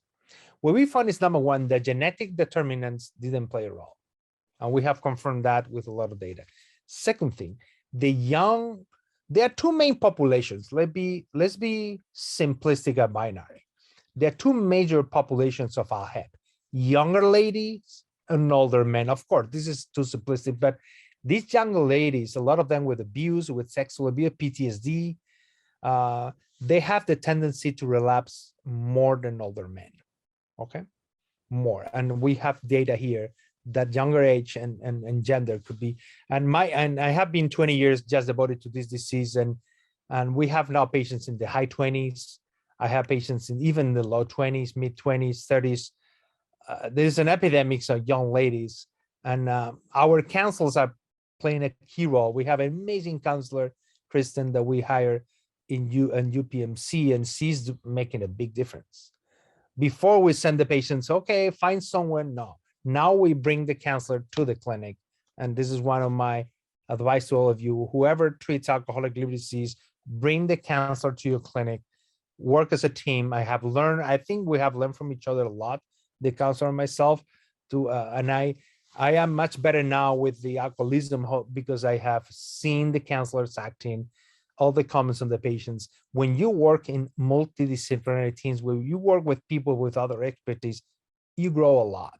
When you're in the same bubble with a niche, a silo, always with the same people, you're kind of stuck for years. Okay, this is since I have gray hair, I can give the young people some advice and to grow as a doctor, as a provider. Okay, next one. please. Thank you. So a little one more click. One more click. Okay. So when we say personalized medicine, everybody thinks in genes. We have to do a genetic testing to identify your genes to treat you according to your genes. When I talk about personal medicine of patient-centered medicine in patients with alcoholism, and I want you to focus on the right panel there, which is the associated, the underlying condition. If you don't treat the underlying condition, no way you will cure alcoholism. We have to see whether they have PTSD, many times sexual abuse in these younger ladies, depression, anxiety, sleep problems, pain problems. A lot of people have family history of alcoholism. The parent matters. We do and the mother. We are father and mother. We are doing a study now with the NIH, trying to find the impact of first-degree relatives with alcoholism. But I am not an specialist trying to dig in that, but you have to, even a liver or a GI, especially a general specialist, an APP, whoever, have to be able to dig in a little bit in the medical history, identify any of these factors, and then send to the appropriate specialist. For example, some of my patients, I have to say that with a lot of PTSD, they have such an anxiety that anxiety medication is alcohol. So it's difficult to treat anxiety. You have an advanced liver disease with benzos, for example, it can cause encephalopathy, but we have to treat with another surrogate. We cannot allow them to treat with alcohol. And if we don't give anything and we don't do psychotherapy and other drug or medicine, no way they will start drinking. No way, they are unable, even if they want. Okay, next one, please. Okay, so let's go to different, I talk a lot about alcoholism because I think is number one, where I can be more helpful to you because it's my expertise all my life with these patients, but also because it's the number one thing. But let's go to other approaches to treat alcoholic liver disease. One of the main hot topics is always about if giving prednisolone or prednisone to ALHEP or not, what do you think, etc. You follow my Twitter, you will see some tweets about these recently. Okay, next one, please. 2 clicks, 1 click is and the next click. Okay. So one of the tweets I tweet a couple of 3 months ago, 6 months ago, last year is to say, hey guys, it's the 50th anniversary of the first trial here in the left-hand side of the first New England giving prednisolone or prednisone to ALHEP. And still 51 years later now, is the only approved therapy. It's not sad. We have only one thing that improves 1 month survival. That is the same thing that was proven 51 years ago, nothing new, okay? This is the STOPA trial on the right-hand side, the newest with very similar result. Prednisolone is the only thing that works, but works only 1 month, which is not great, okay? Next one, please. Okay, so recently we have created a global network called Global ALHEP, that now with this Juan Pablo Arap, we have built a community of, I don't know, and we have now 150, I think, centers all over the world to do big data studies. And this is one of the first studies we have published last year in Journal of Hepatology. This is when the cortisone are more effective depending on the MEL. The MEL is the best prognostic factor for these patients. Please use the MEL, don't use the MADRI anymore because it's by far the worst. Okay, and you have here a gradient, sorry, previous one, sorry. Okay, the darker it is, okay, shows when it's more effective. Basically, I will only give cortisone between 21 and 35 to 40. Before 21, 22, and after 40 is futile, the MEL, okay? When you see these patients in dialysis with a 42 MEL, cortisone will do nothing and will predispose to infections. There's a lot of people in the world not giving cortisone because only improves 1 month survival and not 3 months. I don't have a strong arguments against that, okay?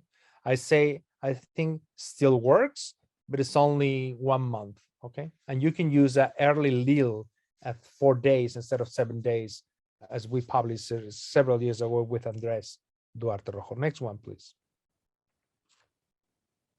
Okay, so I want to give you a little novelties. Okay, we have to treat alcoholism. We have to find the underlying cause. Prednisolone still has in certain male patients still can work at least to improve 1 month survival. But what else is cooking in the field? What is anything that is turning me on as a new medicine? I will share with you some data. I think is exciting. Okay, next one, please. So the first thing we wanted to do, next one, please. Okay, is when I started to do studies, molecular studies in ALHEP, everybody say, okay, it's a exacerbation of hepatic inflammation, and then we give cortisone. Just next click, please. Okay, it's basically PMN, so we give cortisone that removes PMNs, and the patients improve. That it was the paradigm for 40 years. Okay, next one, please. Okay, that was based in experimental studies in mice. Next one. Okay, next. Okay, TNF was proposed to be the main factor inducing liver damage in ALHEP, based in experimental mice study. Next one, please. Next. Okay, they did several studies blocking TNF because we have so many good drugs to block TNF, and they saw increased mortality.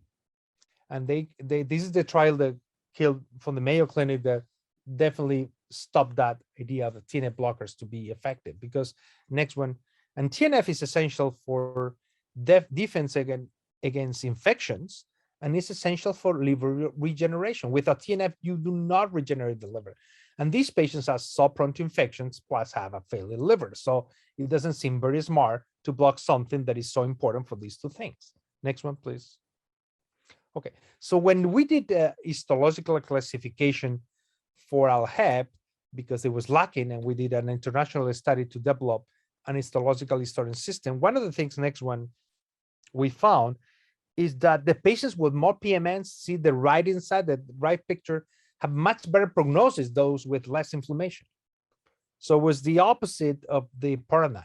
The more inflamed liver in ALHEP, the better prognosis. Next one. Next one. Okay, so if it's not intrahepatic inflammation, what it is regeneration or is systemic inflammation? SIRS, systemic inflammatory. Next one.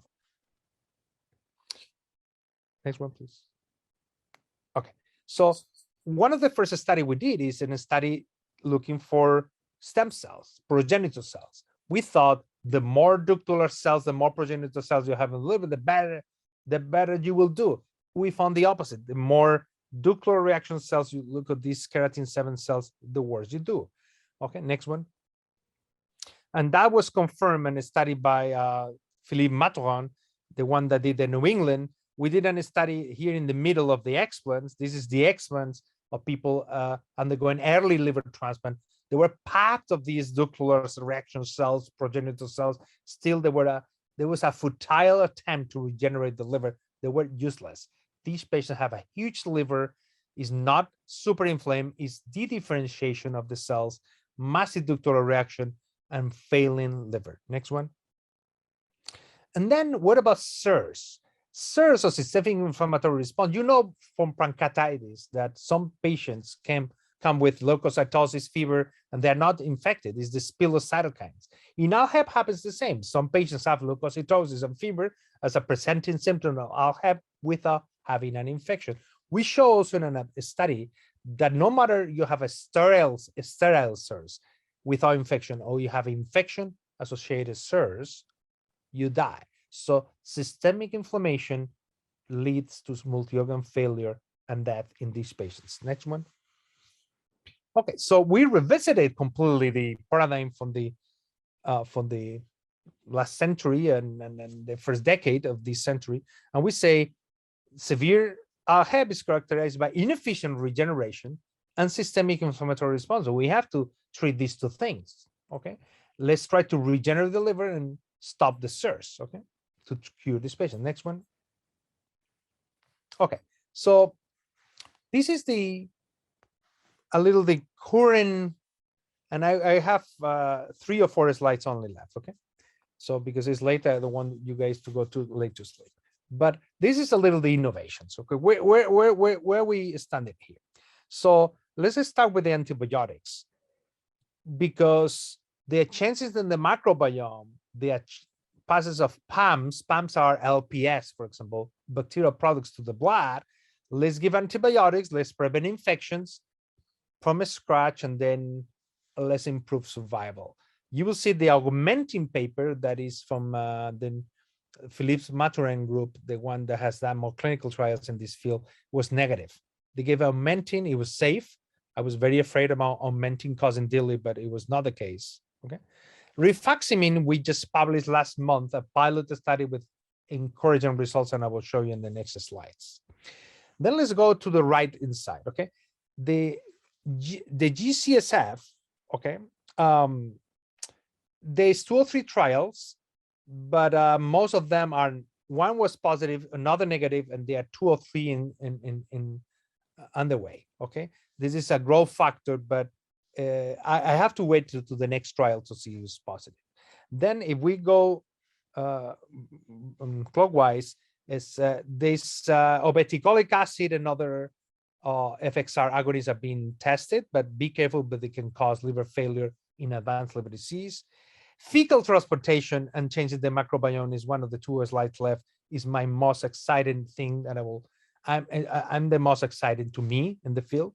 Okay, and anakinra, which is in the interleukin-1 antagonist, we're doing a big trial in NIH now, testing anakinra versus cortisone. And then there are other ones like interleukin-22, etc. The ELAD has been the last attempt to have an artificial liver device. Finally, there was a bankruptcy and the company closed, etc. And I'm waiting for the next company, next investors to invade them. Okay, let me show you the 2 last slides. The next slide is about, I think this slide is in a form of my tweet, because my goodness, I tweeted exactly what I wanted to say I might as well put my tweet. Okay, one is a abstract this year in AASLD showing that fecal transportation can improve the outcome of our HEP. You see the survival is improved. Next one. What is more exciting to me, and you can follow my Twitter, you will see that paper, is that by doing fecal transportation, you cure alcoholism. That is not cool. My goodness. Why I say is this cool? Because fecal transportation, people think in a very, very aggressive way. You can do golly-telly and take some piece of lyophilized microbiome and reconstitute your feces and your microbiome. Okay, so in the future, I envision, and we are talking to companies to do trials in early alcoholic liver disease in our HEP with just cleaning the gut and taking pills. You don't need a nasogastric tube. So that will change the game. And the results are amazing. You treat the cause and you treat the consequence. It's not great. So to me, this is the most exciting in the field that I live with. Okay, next one.